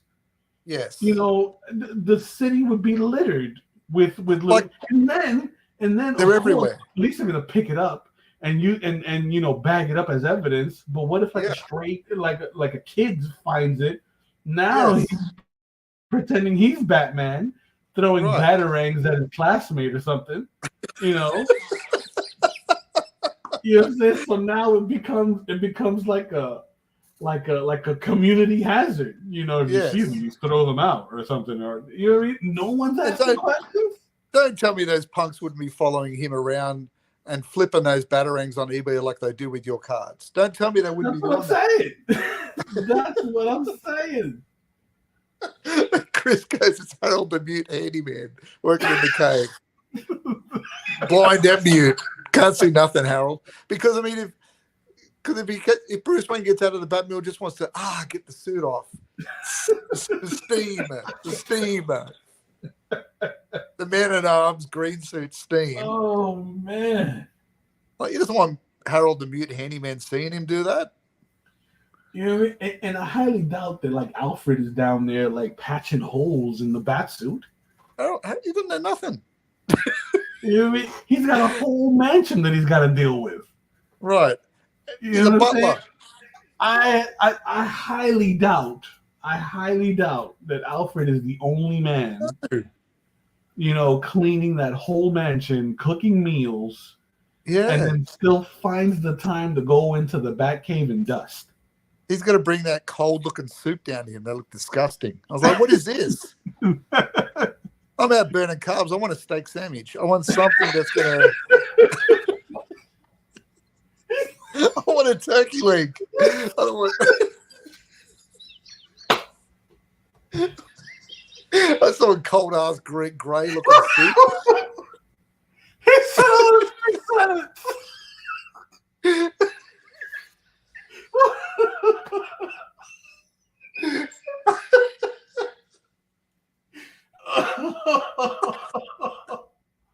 Grey looking soup. Like, if it didn't look good in the movies, it can't be good in real life. I'm sorry. Like, it really can't. So in the movie, when he brought him down that little soup, he said it was Mr. Swell's. It's supposed to be curved, right? Like, yuck. I googled it. It's potato soup. It's potato soup. I googled it because I'm like, what soup is supposed to be cold? Yuck. You know what I mean? Like, who's gonna eat cold soup? If I'm out there dropping snap kicks into guys' faces all night, I don't want to come home to a meal. I got a drink. I want a decent chewing meal. You know?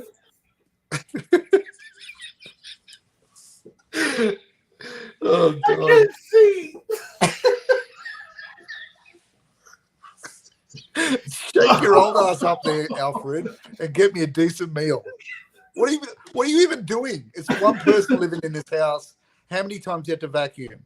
Like, go and make a decent, Alfred. Go and make a decent. He said I want to steak salmon. What are you doing? What are you doing the whole time I'm here?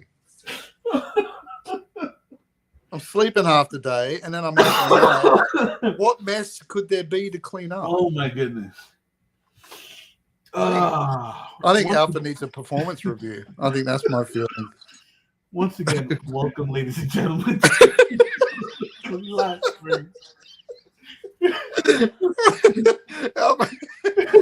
play with Kenny Calderon. I think we need to review Alfred's contract. It's not working out, Alfred. Oh, man. Give me something, like give me some hot chips or something, like fries, like something. Get a cold soup. Who wants that? Oh, man. And how did you not spill that? I would have spilled that walking down those long steps. Like, I would have needed one of those. How do you not get like rock and like like debris from the stalagmites? Hello, bat droppings in the cave. Bat droppings everywhere. The smell. How do you not get bat droppings on the bat computer of all things? It's guano. The smell down there alone. Get the rabies. Oh man, Lance Stewart says they have a recycle program, $10 for everyone you brought.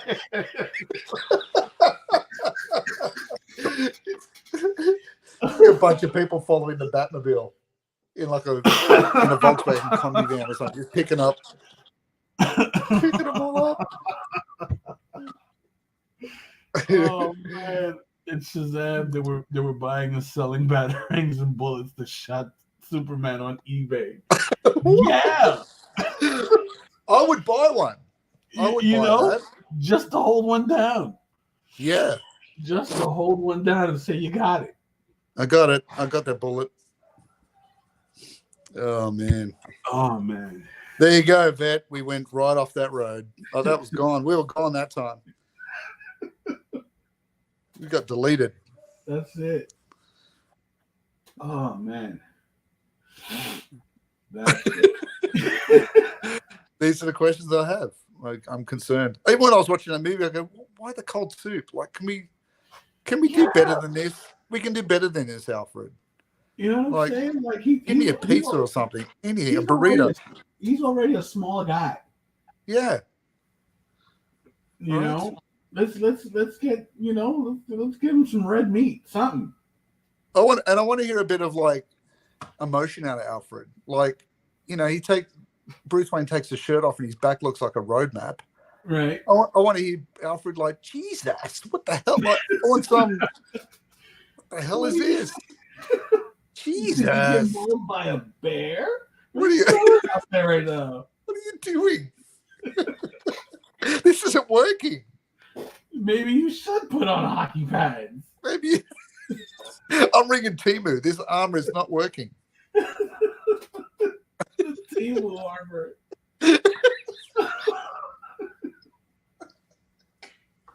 Oh, man. Oh,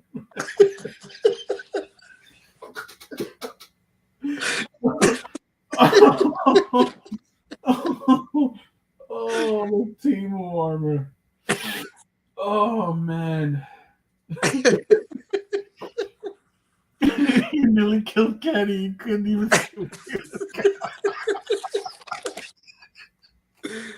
Oh, dear. Oh. All good questions. All good questions. Oh, man. We can't be the only ones thinking about this stuff. We can't be. We can't be. We can't. So look, Chris says, I'm sick this week from working in a musty basement. Alfred should have died of pneumonia years ago.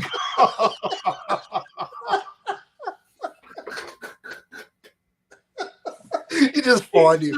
Where's Alfred? Where's Alfred? He's not wrong. Yeah.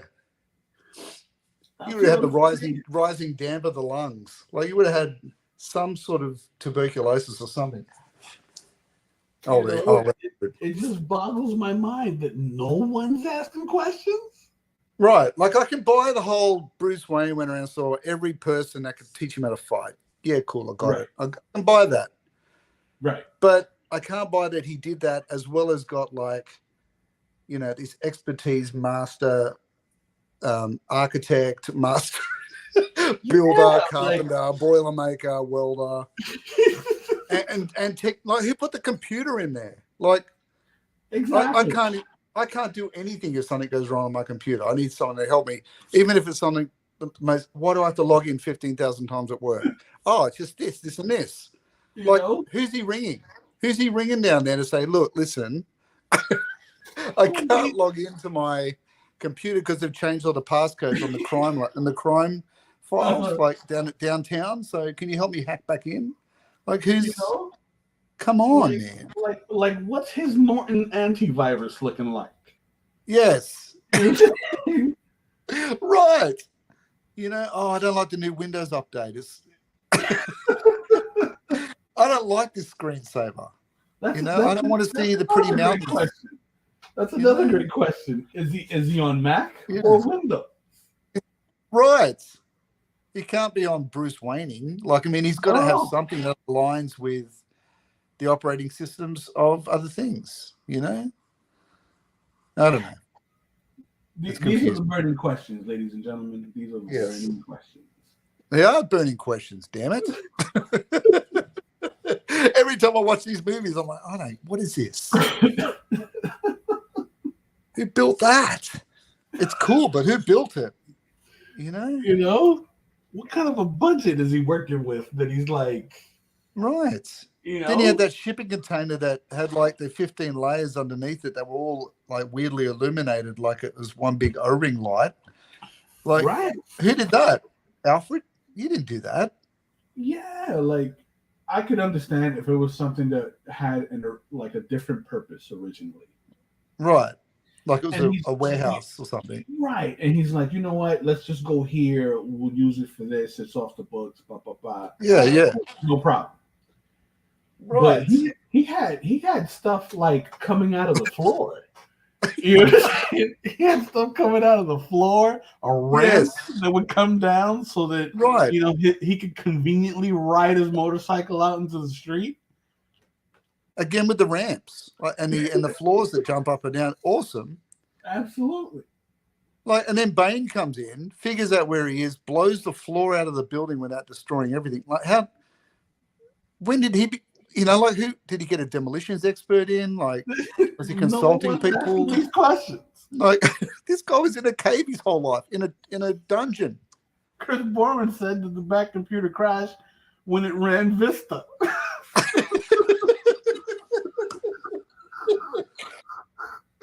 Right.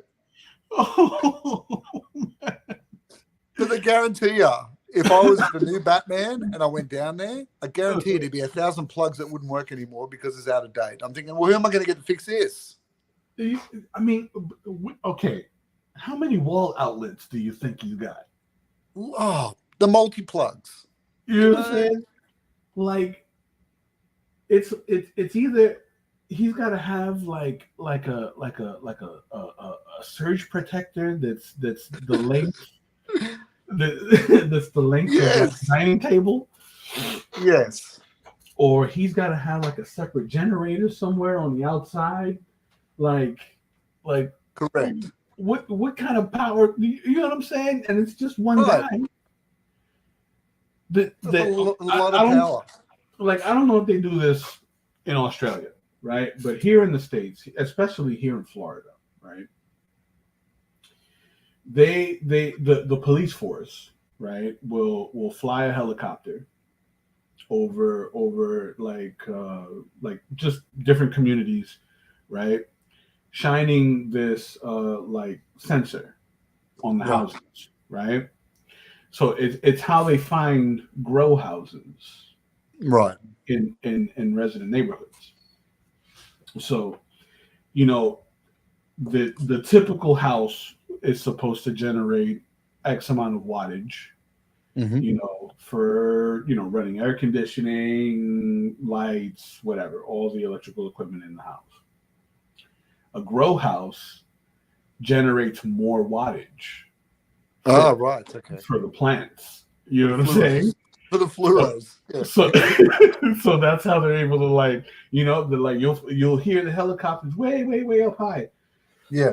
And I've seen it. It looks like a little radar gun that they just point down, and then the bright spots, those are the trouble areas. Right. So it's like it's one guy and his manservant in a mansion. Yes. You know what I'm saying? But like, I would imagine that mansion lights up like 4th of July. Like Happy Christmas. You know what I'm saying? Yeah. If you would have put one of those contraptions over it, I feel like no one is asking these questions. It's a willing ignorance. No one's asking these questions. It's woeful incompetence. There you go. Okay, that's much better than what I said. Woeful incompetence. Like, whose job is it to check? Did someone downtown, like in the police office, go, right? You've got the Batman file. Cool. All right. Yeah, what have you done about this? You're not even checking. Uh-huh. Who's got the budget in town to run this kind of operation? Because he's cracking out his own helicopter. He's got his bat boat. He's got the bat car. Like, he's got a budget. He's got to have parking for all of these items. Right. Like, he hasn't thrown a tarp over it in his driveway. You know what I'm saying? Like the cliff that Wayne Manor sits on cannot house all of this equipment. Right. He's No got one thought of pointing a satellite down and like take a photo when he drives into exactly. Exactly. No This is one's not asking these 1950. questions. Yeah. Lance Stewart says the correct answer is that the movies have had Batmite in them. You just don't see them. Boom. There you go. Look, I have a great amount of suspended disbelief when I watch these movies. You have to. Of course. But he's too close to being human to not ask these questions. Absolutely. There's no Fortress of Solitude. No. You know? That at least with Superman, sure, you can get away with, suspending realism, with And he had his own like YouTube DIY crystal cave going on where you could tell him everything. Yeah. This is how you drill it in, This is what you do if you wear out the screw and you need to get it out of the like it's got all of it there. Yeah, because Jarrell thought of everything. He's got the Jarrell this old house going on all the time. Jarrell this old house.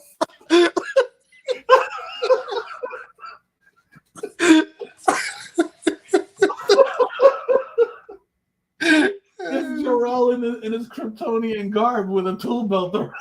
Right. In his car keys and his flannelette shirt.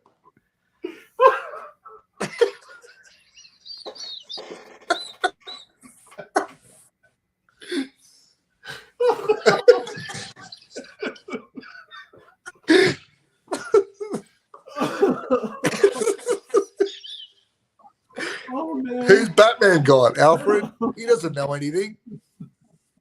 Especially the Tim Burton Alfred. He's nearly dead. Like, oh man. Whew. Poor old Wayne. Was it Wayne? What was the actor's name? Goff, wasn't it? Something Goff. I think it was Goff. Like he was an old timey actor from. Yeah, he was already old. He was already old. Like, I remember seeing like that last one. I thought this guy can barely like talk. When like they get so old they can barely talk. He was barely able to talk. Shoot, wasn't he in? He was in one of the recent Burton movies. He was. I want to say it was in Sleepy Hollow. God, he had to be ancient. I think it was in Sleepy Hollow that he appeared in. Coming to bed. What's the actor's name? We need to know. Yeah, we need to know. Hold on. Let me see. Batmite is just working his magic to make everything work out for him. No other way to explain it. Right. I agree. Let's see. Alfred actor, Batman. Let's see here. All right, I'm good. Read stuff. Yeah, his name was Michael Goff. There you go. It was the Goff. Yeah. Michael Goff. And when did he die? I'll tell you right now. I think he died recently. 2011. What? 2011. Yeah, he passed away in like 2011. 150 and 95. Like, what? He was born 1916. Jimmy Cricket. Yeah, born 1916. Passed away in 2011. Wow. Yeah, dude, he was up there. Yeah. He was up there. Off. There you go. Let's look at the movies he was in. He's got a pretty extensive movie catalog. Michael Goff. Yeah, I saw a movie with like a really old black and white one he was in. I was right. He was in Sleepy Hollow. Yeah. Okay. Because I remember him being like an old craggly like one of the guys in the tavern with like the wild hair. Yeah. One of those characters that would talk to Ichabod Crane about the local legends. Yeah. Man, he's been in a lot of stuff. He's been around. Yeah. Lance Stewart says, have you seen the skit with Commissioner Gordon when he was going to a girl's house who figured out who Batman was to have her sign an NDA or get killed?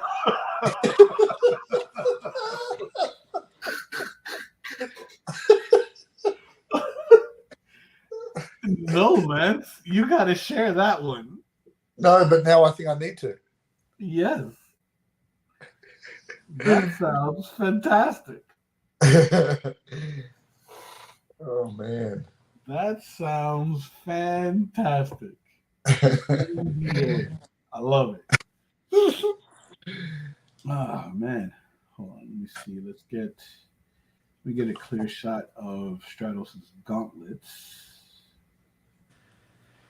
Okay, they're pretty plain.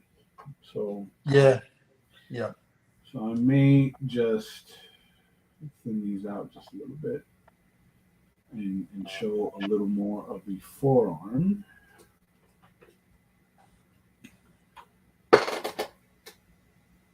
And open this up a bit more.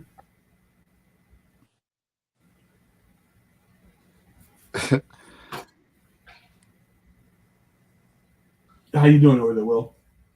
Yeah, I'm good. I erased the entire face and did the face again because I just thought it was just wrong and it wasn't quite working, and now it seems to be okay.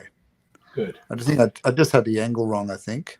Yeah. I am wondering about his wings because on the actual toy illustration, his wings fold with the arms and go along the arm. I've got them forward, so they must be on some sort of hinge. That's what I'm imagining. Right. That can swing around. Yeah, because on the toy, it's kind of weird because it feels like it runs up his arm. Right. You know, but but it doesn't. It doesn't. But I would imagine that it's to just kind of fit the aesthetic of the arm, right? Like just like it's in its resting position. Yes. But they would like typically fold, like open up the way With, like traditional wings would. right. Yeah.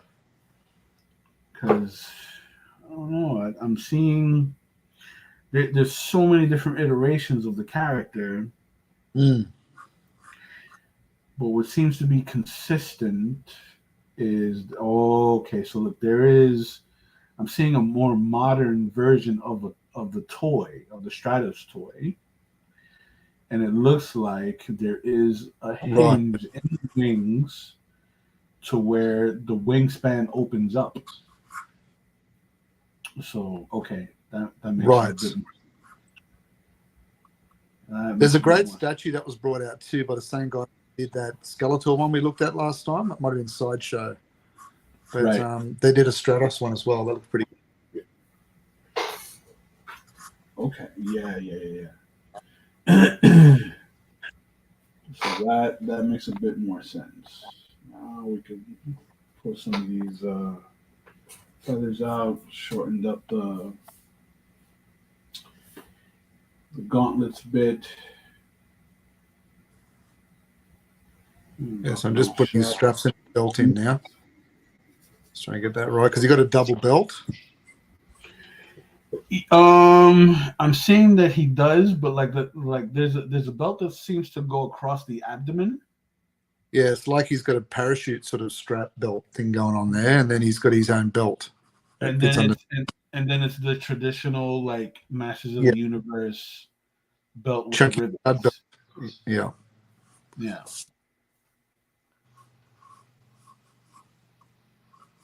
The chunky stud belt. Again, look, dude, someone had a mold. Like they all had the same belt. They had their own version of, Alibaba or Temu or something, making their own belt, cranking them out. Because the heroes and the villains could order them. It wasn't biased. There you go. Oh, Lance put the link to the NBA video. Good job, Lance.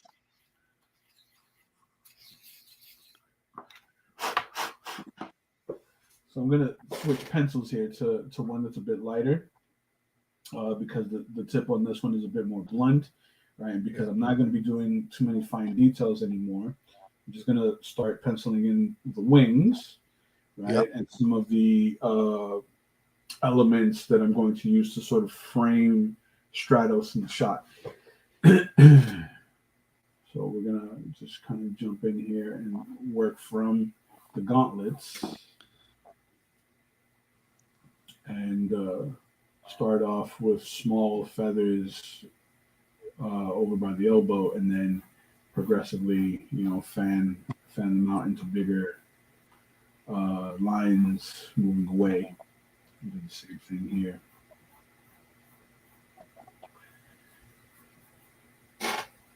Mm.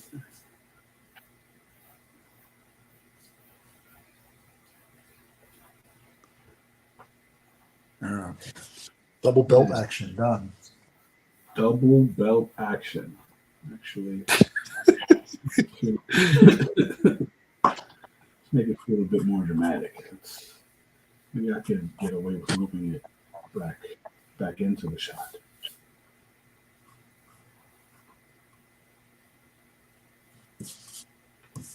Yeah. Open this up. Boom. It's kind of got it's like a parachute straps or like suspenders. Yeah. But then no shirt under it. Like, yeah. Interesting choices. They didn't think it through, Will. They didn't think it through. Not worried about chafing or, the rubbing effect or even like the slippage of the suspender, like off the shoulder number. Like, like. Very little thought. Very little thought. Action, that could happen. Into the engineering.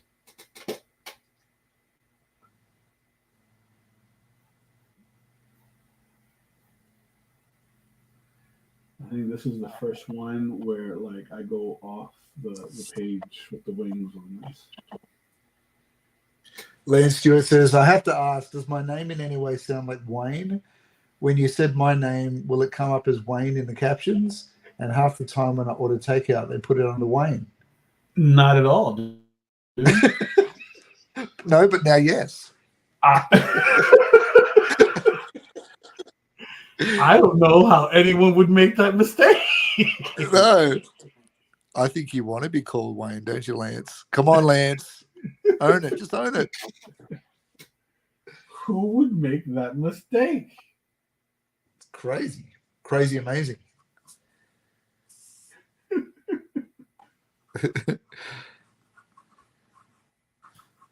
Are you going to go? You don't have any of the underwear showing on you. Oh, you do have a bit, don't you? I do. Yeah. Is yours flying away, like flapping in the wind? Yeah. So I'm curling the feathering upward. Yeah. So it feels like we're moving downward. And I did the same effect to the fuzzy calves. Yep.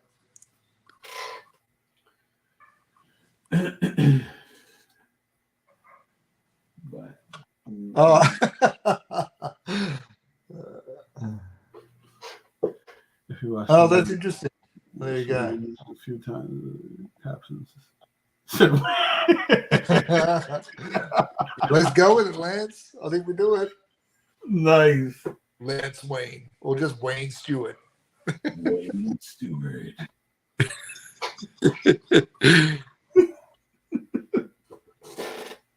Couldn't hurt to have that kind of money attached, though, could it, Lance? This is true. This is true. Just to take the edge of having to go to work on Monday. Because I choose not to today. Because I'm a Wayne. You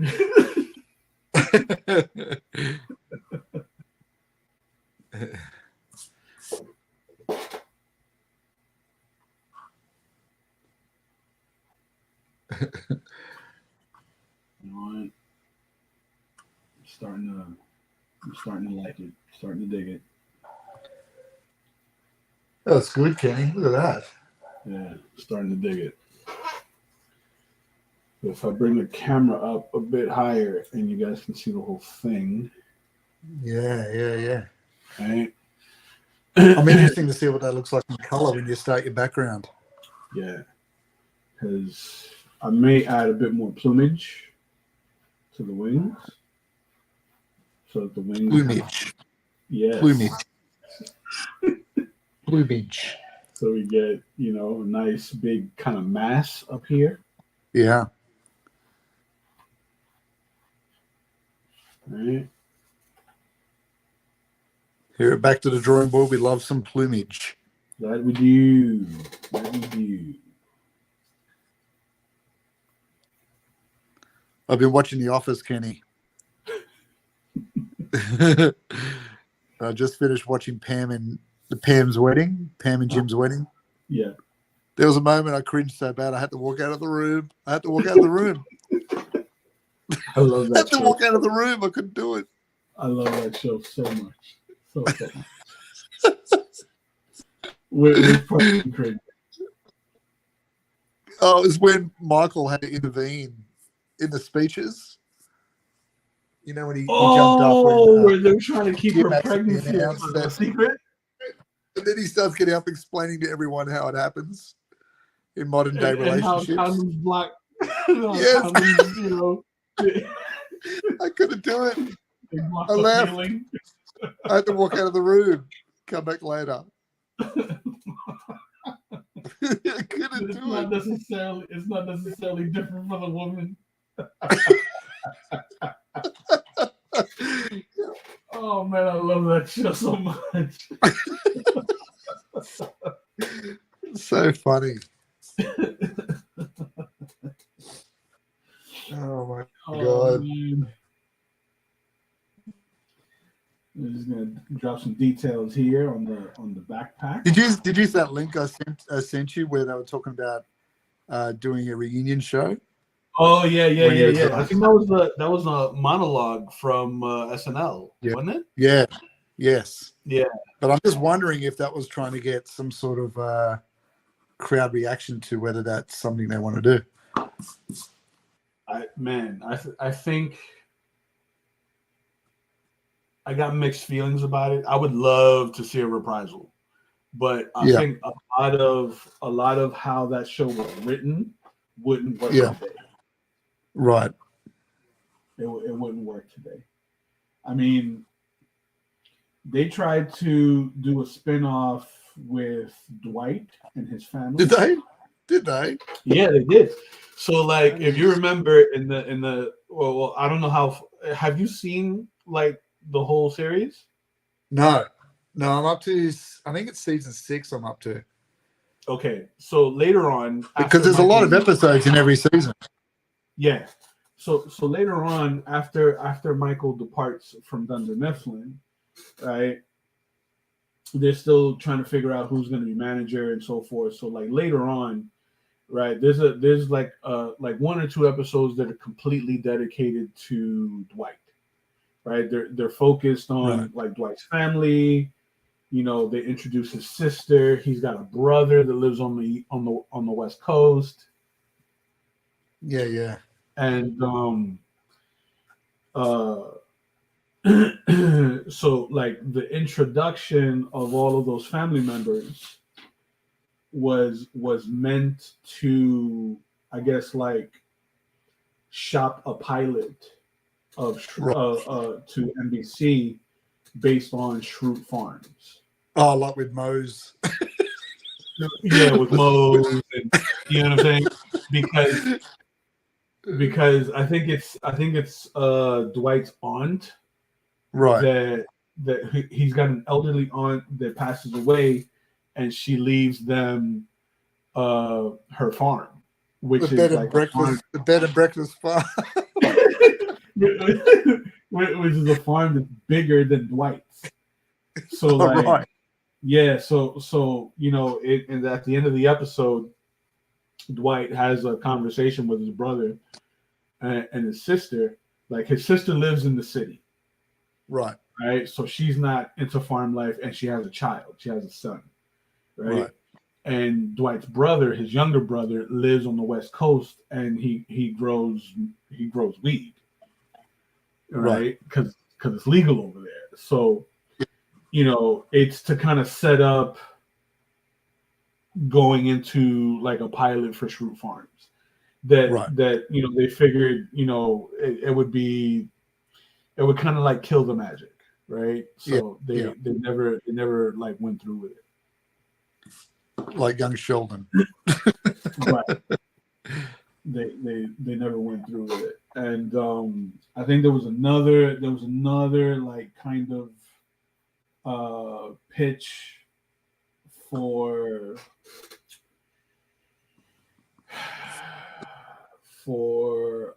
a Was show it from? focused on another character. All That right. Was it Michael's one? I think so. Because they tried that with Ricky Gervais's character, didn't they? In the English Office, where the boss went on the road trying to sell his music, And it didn't really take. Right. So there were a couple of ways that they tried to keep it going, but it wouldn't have been the same. Dynamic. It wouldn't have had the same dynamic. There's no Chris Meredith. says, There's no I never Meredith. watched The Office, and it's based in my hometown. So believe it or not, Chris, a lot of the set pieces in The Office was shot on the West Coast. So, fun fact, John Krasinski, the character that Jim, right, in the show, he actually filmed the B-roll that you see in the opening credits of him taking a tour into Scranton, Pennsylvania. Oh, right. So he shot that, right, in preparation for the show. He wanted to get to know the area, right? So a lot of what you see in the opening credits was actually shot in Pennsylvania. That's shaky cam kind of footage. Right, that like found footage kind of vibe. Yeah. But the show itself was filmed on a lot in California. It's a great show. It's fantastic. I love that. Like it took a while for me to, because I was very familiar with the British one, because we'd obviously seen that out here first. I don't know what it was like in the States, but so we were very familiar with Ricky Gervais first. Right. So it took me a while to warm to the American one. I was like, I don't know, is it going to be as awkward? Because that was Ricky's thing, was it's just so awkward. Yeah, like the first season was so uncomfortable. Yeah, so the first season was really awkward. But the American one is, the characters are very likable. Yeah. Whereas in the British one, they're hard to like. Yeah. There's not much redeeming about them. But yeah, I just fell in love with the characters after the first season. Yeah, they all have a charm about them that makes them so likable. The first season of the American one was very, very awkward, and like when I watched it for the very first time, I'm like, I don't understand why this show is so popular. Right? Yeah. But then when it finally hit the second season, I'm like, oh, okay, now I see it. Yeah, you see it, yeah. Because it feels like by the time they hit season 2, they kind of found their stride, right? And like leaned into a lot of what made the show great. Yes, yeah, it found its own feet, didn't it? Yeah. Yeah, it was interesting when I saw Idris Elba turn up in this show as well. There's gonna be more fresh off the wire. Like, yeah, there's gonna be more cameos.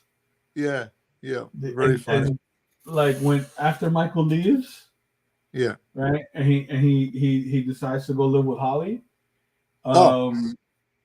There's a few episodes where they're looking for a new manager. Right.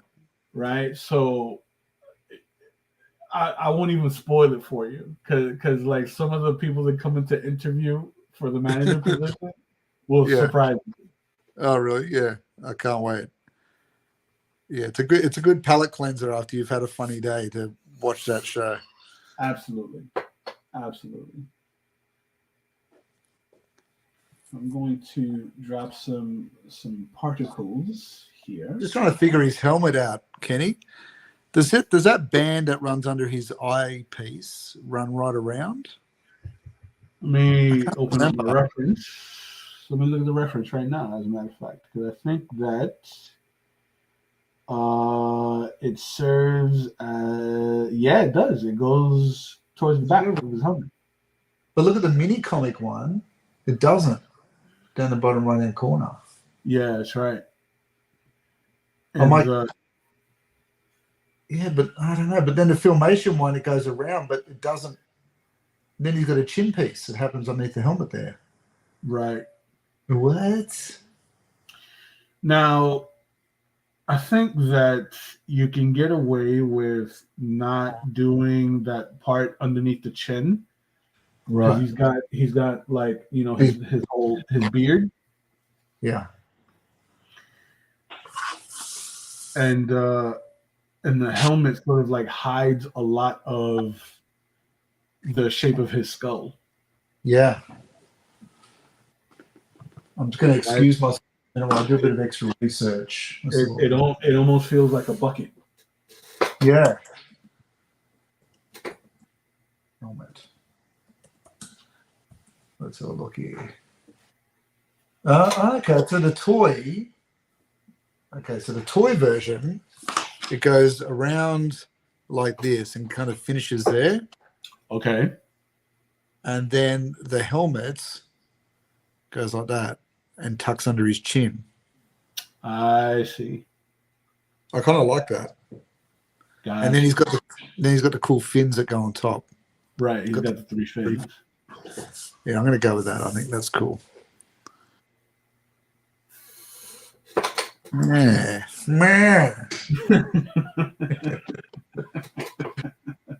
So Chris says the news footage on TV is actually filmed at the local news station. There you go.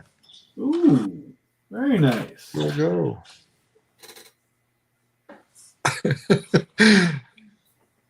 Just such a just when you think Michael in that show is becoming likable, he comes out with the most obnoxious things. 100%.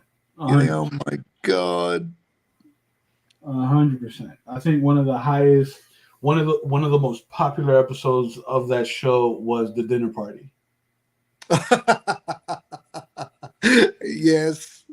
I felt sorry for him with Jill. Yeah. Was it Jen? What was it? Jan. Jan, that's it. Jan. The dinner party was one of the most popular episodes. Yeah. That one, the Chili's episode where Pam gets drunk. I think yes. That's the beginning of season 2. Yeah, was that the one where they went on the boat? Was that one? No, that's later.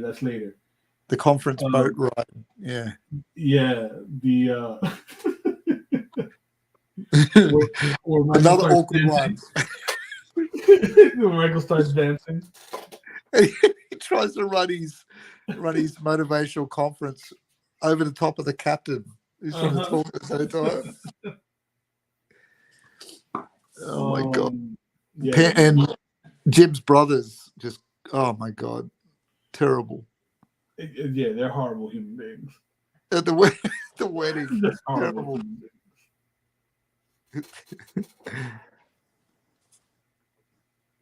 So we've got the 3 fins that run on the top of his head, the Rocketeer fins. Mm-hmm.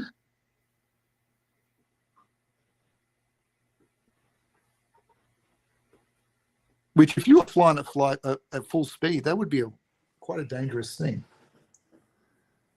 Oh yeah, like if you were to like headbutt somebody with those fins, you get hit with those fins, and they're good deflector sort of things, like a shield. Yeah.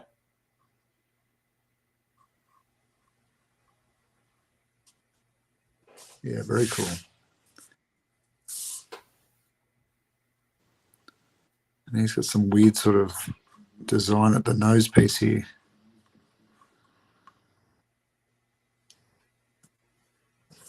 Oh, okay. It's been a while since I've drawn Stratos.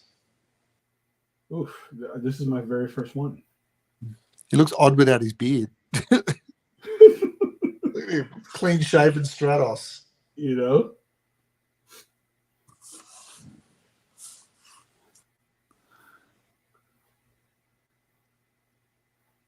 Yeah, he's certainly one of my favorites when I was a kid.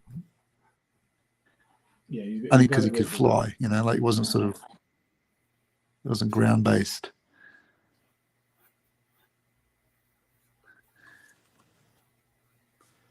But Creed cracks me up every time. It's just so random. Creed in the office, it gets me. So one of the things that I absolutely love about the show is that everyone in the staff, each one of the actors has had a turn at writing a few episodes. Yeah. Right? Even Toby. even Toby wrote a few episodes. You know what I'm saying? Toby, who exits himself out of the whole. Yeah, dude. Like exits himself out of the meetings now. Just knows when to leave. You know, and fun fact, that's there's an episode where Toby has a conversation with one of his brothers. Yeah. Right? That's the real actor's real brother. That's great. I love the downstairs warehouse guys. They get me every time. 100%. 100%. Teacher Michael had a rap. All of those actors are actual stand-up comedians. Yes. You know, Patrice O'Neill, may he rest in peace. Yes, I loved Patrice O'Neill. Have you seen what is it? His last one was The Elephant in the Room. Now, the last stand-up comedy I saw with him doing was when he had the yellow suit jacket on. Oh yeah, that's really old. Yeah, but that was fantastic. If you watch Elephant in the Room, I'll find it. It's on YouTube. Elephant in the Room. It's on the yeah. Oh man, you realize like how much of a talent he was. Yeah, he's such a funny guy. But just how they know how to play Michael perfectly, like every time. Oh, 100%. Like they just know. I taught him. What was it? The Daryl taught him some gang signs, or yes, fluffy fingers. Oh my god! and that woman, the woman in the warehouse that he thinks is a man all the time. Oh shoot, Madge. Madge, get her name right? Like Madge. He doesn't even care. He doesn't even care to try. Funny. All right, so I think I got my framing here. We got some dust being kicked up. Oh right? Yes, the dust is back. Yeah, the dust is back. I like the dust. Man, that's a lot of dust. That's pretty good. That's like a helicopter landing. Yeah, that's what I'm going for, right? Because I mean the wings like feel really big. Yep. You know what I mean? So I wanted like a nice waft, and I feel like it kind of frames the figure. Nice one.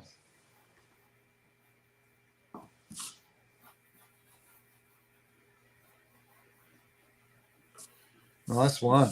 And because I'm not going to be putting any like solid ground anywhere in this shot, you know, keep him nice and separated from the ground. Make sure he's like floating. Yeah, away from that ground. Yeah. Yep. I'm the same. I'm just going to have like a bit of cloud cover behind him, around him, maybe. Yeah, and then I'm going to put my son right there. Matter of fact, yeah, I can keep it right there. Let's get some leaves.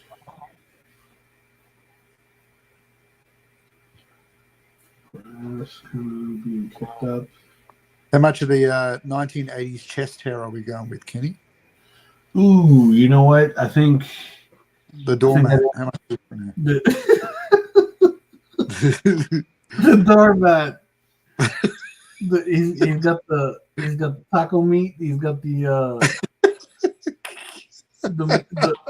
Magnum PI taco meat going on. That's it. Yep. Man, and it's weird on him too, because it like stops at like the first abdomen. Yeah. He's just got like a he's got his own chest pelt happening. Yeah, I think Stratos could be Greek. I think he's Greek.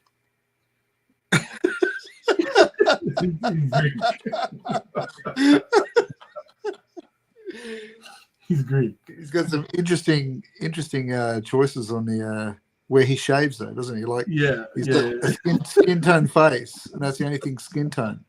Yeah, the rest of it is a gray bodysuit with strategically placed patches of hair. Bodysuit. Complete with the animal pelt. Yes.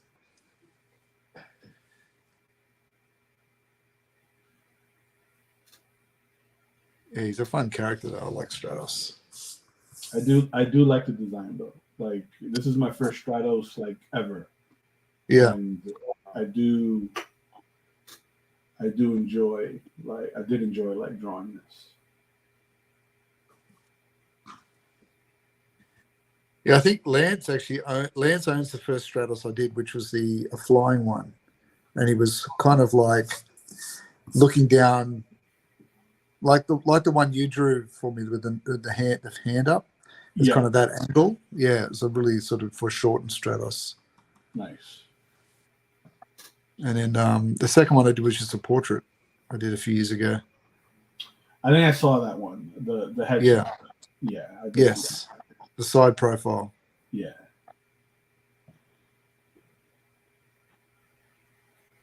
Okay. Yeah, I think. Did you end up going with the claws for the feet? What did you end up doing? Was it the boots? No, I gave him like some angled like feet, but I didn't like give him like long like craggly nails. I didn't do that. Right. Craggly nails. Yes. Because he's got a couple designs here where it looks like he's wearing boots. Yeah. He's got some red boots. I see him one with like the blue boots with the pelt along the top, like He-Man. Yes. But I do like the fuzzy calves and the bare feet. Yes.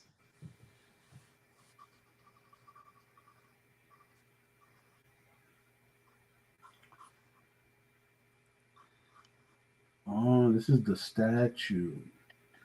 The statue you were talking about. It looks like it's on it. Like there's a little bit of there's like a worn out tree.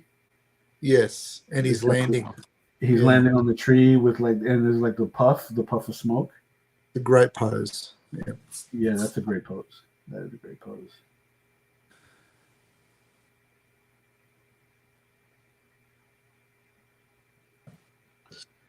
I'd love to see what you did with those pictures, Lance, whether you got them framed or not. That would be cool. It's always nice to see how does it use that, Kenny, where your pictures end up in the wild? Oh, yeah. You know, it's always fun to see them out in the wild. Yeah, my wife loves that. I told her about that. It was great. You know, when you let them go and they're out there in the wild. It walks past you. You know? Looks at you strangely. Now this is interesting. I'm seeing one of the action figures and he's got like this like trident. Yeah, I saw that. I don't ever remember him having a trident. Yeah, I mean the trident's a little weird. Weird. I don't think that's canon. Yeah, I don't think it's canon either. Besides, we already did a trident guy. Yes, trident guy. Or disrespect the merman. More disrespect for the merman. It's trident guy now. And then did you see this version where like the bodysuit is flesh colored? Yes. So that's based upon the original. If you look at our references, that's from the early mini comics. See that in the corner there? Yeah, I see. He's got like skin tony sort of Yeah, but that one feels a bit more yellow than like tone. But that was printing back then. Right. Yeah, right. That does look very lemony color, doesn't it? Mm-hmm. Yeah, interesting. So, yeah, that is a little weird. I think the gray looks better on him. Ah, okay. In a portfolio, Orca and a Batman cape scene frame. Ah, very cool. Very nice. Very cool. Wow. What Stratos is this? This doesn't look like Stratos at all. His brother. This is Glenn. This is weird. Didn't even get a cool name. Glenn. Colin from, Amazon. Didn't even get a good name. Glenn, who worked at Walmart. It's his brother.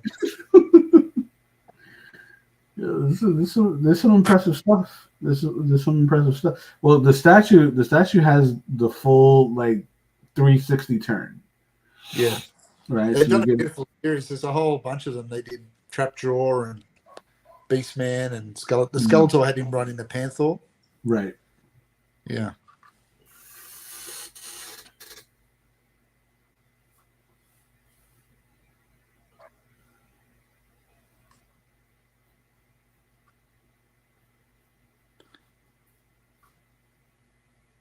Now, does he have any other points of propulsion?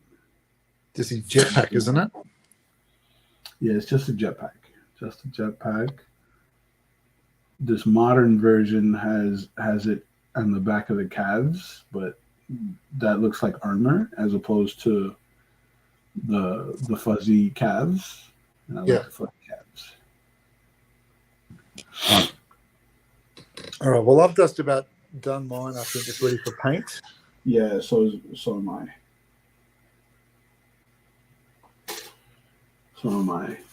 So I'll look at that in its entirety there. That's good, man. Framing. I'm going to do my sun right in here. So this will be negative. Yeah. Drop my blues around there. I gave them a little bit of a propulsion in the jetpack. Yeah. So, and then we're gonna do some very light umber here for the dusting. Right. Smooth it out with some white. I think this will turn out to be a nice piece. Yeah. Get some of the rays kind of penetrating from there, and a glare coming off of the goggles. That's cool, man. A slink.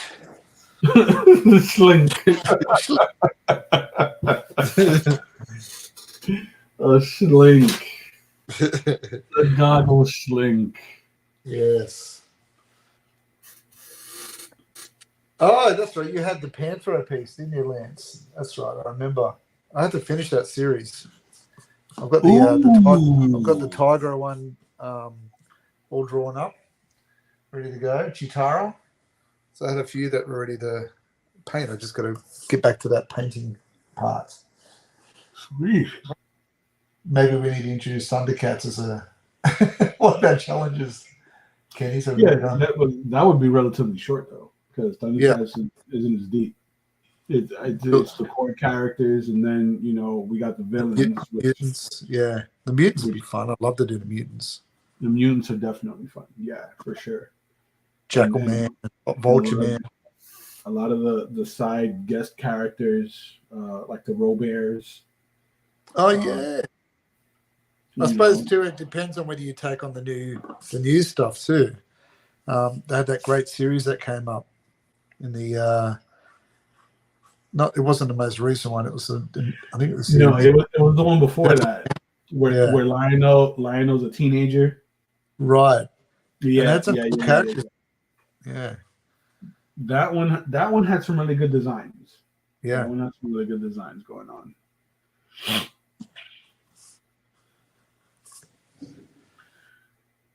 All right, so I'm ready for application of paint, I think. I like the way that's turning out.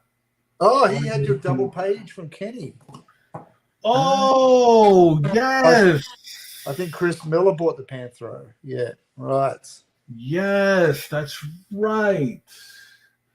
Listen, that Thundercat piece. I poured a lot of energy into that, and I miss it. I miss it. That Thundercats double page splash, boy. Man, I took that to Puerto Rico, and like I had guys like standing in front of my portfolio book, looking at it, like ready Right. to make some life changing decisions. Yes. That Ready for those hard discussions when they get home, kind of I'm decisions. telling Yeah. you, I'm telling Yeah. you. But man, I'm glad that it went to a good home. Yeah. You know, now with now, and I'm pretty sure you remember we had this conversation. Well, that like I wanted to do another one, another like large multi-panel like piece, like the one that I did of the Avengers. Yes. But I was trying to decide what faction to go with, and I think that Right. now with the success of X-Men '97, I Mm. might do everyone that's ever been in X-Men. Oh man, I would love to be a part of that challenge. That sounds fun. Dude, like I think that could be a go. Yeah, because we did discuss superheroes for this challenge, didn't we? Yeah. It's I think the feeling at the time was that there's a lot of other channels doing a similar thing. Right. But yeah, that would be fun. To do X-Men, everyone. Avengers, Justice League. I think that would all be fun. Yeah. And then put all of those together in a bound book. Yes. You did. Dibs. Correct. It would be huge, dude. So for some context, Lance, in I want to say it was 2016, 2015, 2016. I had my very, very first gallery showing, right? And the theme of the art show at the gallery was centered around comic art. So, we had all kinds of professionals like showing their pieces there, like Jose Delbo, who passed away recently, also who's known for Silver Age Wonder Woman, right? He had these enormous, like 5 foot hand painted pieces that he did of like the Joker and like Wonder Woman and all that, right? And a lot of local artists had donated some of their comic work as well to the art exhibit. So one of my, I guess, prized pieces, like that I like poured a lot of energy into, like the Thundercat piece, was one of the Avengers. Now you saw the Thundercat piece. That was 2 panels of 11 by 17. The Avengers piece was 5. Jeez. Right? It was 5 pages landscape, and you could sit them right next to each other, and they all connect to make one massive piece. Devastator. Yeah, it became Devastator, right? Yeah. So, and I used every Avenger who's been on the roster from 1963 to the current roster, right? And I used all of the sidekicks, all of the honorary Avengers. Oh, dude, I would love to see that list. I'd love to see that dude, list. it was that list was like six pages long. Yeah. Right? And I would cross them off as I would draw them in. So for me to fit all of those characters in 5 11 by 17s, yeah, I had to do about an average of 30 to 35 characters per page. Yes. That's a lot. Yeah, so and I would do it in a way where I'm playing around with with depth, right? So I would put some characters in the foreground and then, kind of stack them in the background, have them come over the horizon a little bit, and then anyone who could fly was airborne.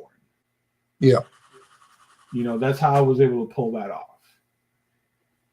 And I ended at like someone saw, I think it was on the second page. I was barely even done. I was on the second page. A guy saw me working on it. He was looking over my shoulder as I was working on it at a convention, and he made me an offer. And I'm like, nah, I don't really want to sell it. It me. And he's like, all right, I'll give you this much. And I'm like, but it's not done. And he's like, look, don't worry about it. I'm going to give you this much. And I was kind of surprised at how much he offered me. Right. Yeah. And he's like, he gave me $200 up front. He was like, here, this is my down payment. I'm going to run it because I've seen you at these cons before. I'm going to run into you again. And every time I see you, I'm going to give you more money. Oh. Right. Until it's paid off. So take your time, finish it. And I'll pay it off before you're done. And then when you're done, just, I'll see you again and you just hand it to me. Nice. So I was able to knock it out by the time he finished paying it off. And I told him, let me hold on to this for a little bit longer, for about a month longer. Just so that it can hang in a gallery. Right. And like it was one of my proudest moments because it was like my very, very first gallery showing.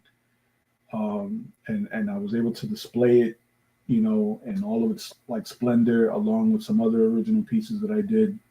Yeah. And I like took pictures of it. And before I turned it over to the guy that bought it, like I took scans of all the artwork. So I have those in my archives. But since then, I've had this in the back of my brain of doing another large piece because I love doing ensemble pieces. Yeah. You know what I'm saying? Like it's like George Perez for me is one of my biggest inspirations, and I love the way he would do ensemble pieces. Yes. So I've had it in the back of my head to do another one, but bigger. You know what I mean?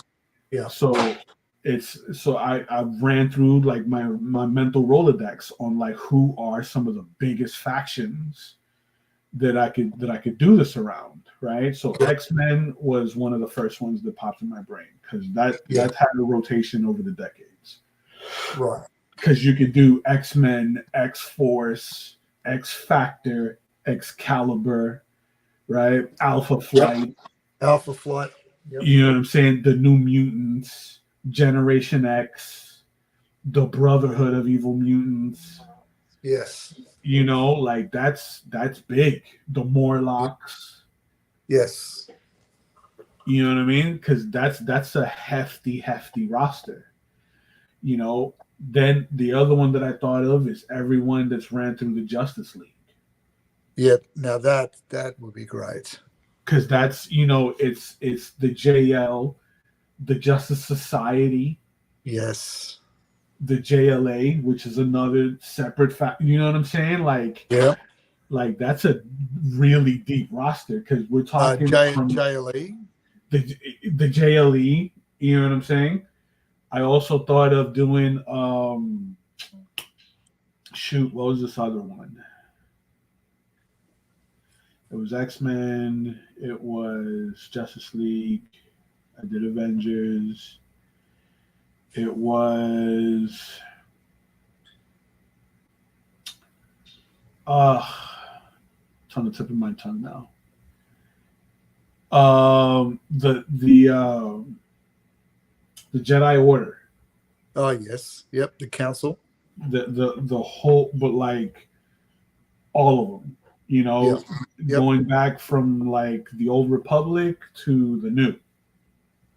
Now that's a tricky one too, because do you then go off canon with gaming as well, like Knights of the Old Republic and some of the extended universe stuff. True. And I mean, and a lot of that extended universe stuff is phenomenal. It's phenomenal. But it gets like you mentioned, it gets a little tricky with with what's canon versus like what was in like the Dark Horse books. Right. Yeah. Yes. So I'm leaning heavily towards X-Men. That'd be fun, man. That's gonna be a big roster. I had a similar project I wanted to do with I still haven't gotten around to doing it properly, but is the all the DC villains, but in a grimy bar scene, like an underground speakeasy. Yeah, Right, like all of them. the Oblivion Bar. Sorry, like the Oblivion Bar. Right. Yeah, similar to that. Yeah, and just having all of them doing different roles down there, but you just see like the grimy looking card tables with the green lights and the bartenders and kind of like real kind of film noir kind of style. I think that'd be fun. That's a fantastic idea. That'd be a fun piece to do.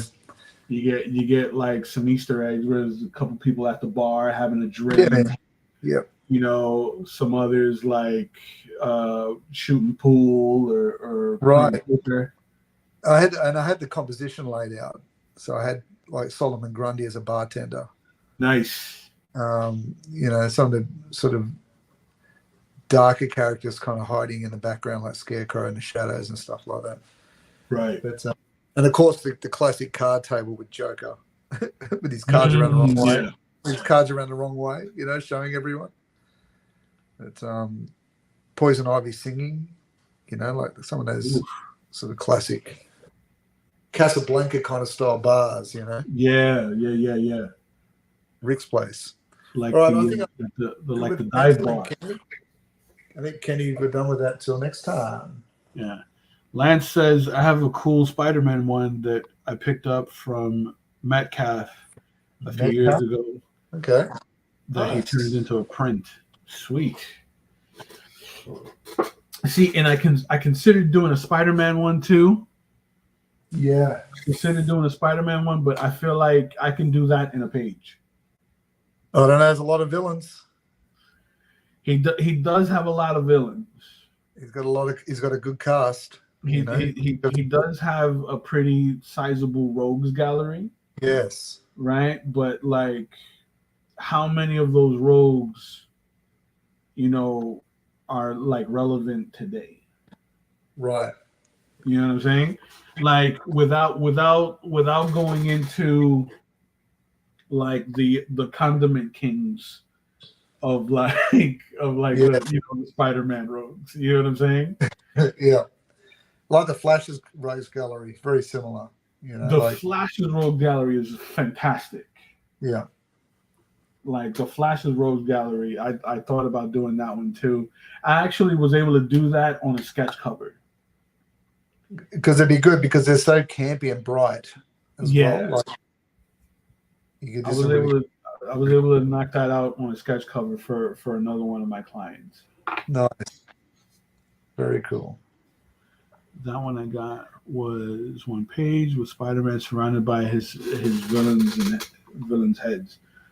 I think I've seen that. Seen that. Yeah. That it kind of feels like it's a dark room kind of deal. And it feels like Spidey's on it. It's like he's under a lamp. I think if we're talking about the same one, I think I've seen that one. That's a beautiful piece.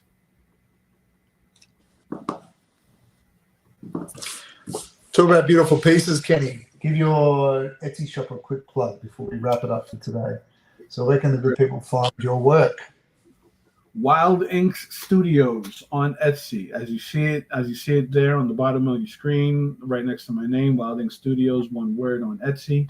It'll take you right to my Etsy shop. I have commission opportunities.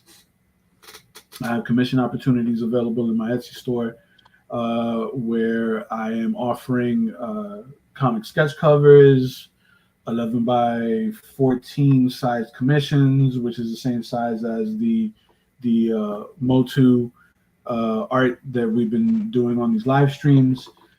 The sketch cards, which are standard sketch card size, right? I'll pull one out right now just to show you guys the cardstock quality, right? Standard card size, right? Nice and thick, yeah, because these are always hand painted, right? And they're always guaranteed 1-on-1, right? And I shipped them out in top loaders. I'm also offering copies of my art book, The Art of Kenny Calderon. Volume 2 will be due out mid to late this year. I'm already putting files together for that. So, yeah, you know, head over to the Etsy shop. If there's anything you like, you know, you can message me up front. Let me know if there's anything that you want to do that's custom that you don't see in the listings. You know, we can work that out as well. I'll give you a price. You know, I'm fair, and you know, we'll make sure that you get taken care of. Perfect, excellent. And I think too the options on your Etsy shop are great in the terms of being able to go through and see examples of what the sketch cards look like as well, so they can see the quality that they get. Absolutely. You can read through all of your reviews are already positive, except for the one I wrote you, but that was just to throw the algorithms off. Cutting too spoil. I thought that was fantastic, and so get on there and support Kenny. And if you want to support our Back to the Drawing Board challenges each week, please share them out. Yes. Like, subscribe to our YouTube channels. That always helps a lot. Absolutely. Yeah. So I think too. Also, Lance Stewart's plugging. Don't forget to watch the video that's linked in the conversation, so you have some sort of crazy context as to why he is now Wayne Stewart.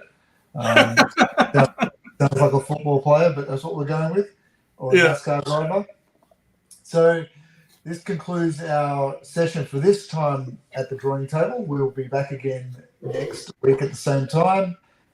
We hope everyone has a great week. Enjoy yourselves, watch all the pop culture you can, have fun, take care of yourselves, and we will see you next time around. See you guys. Great week.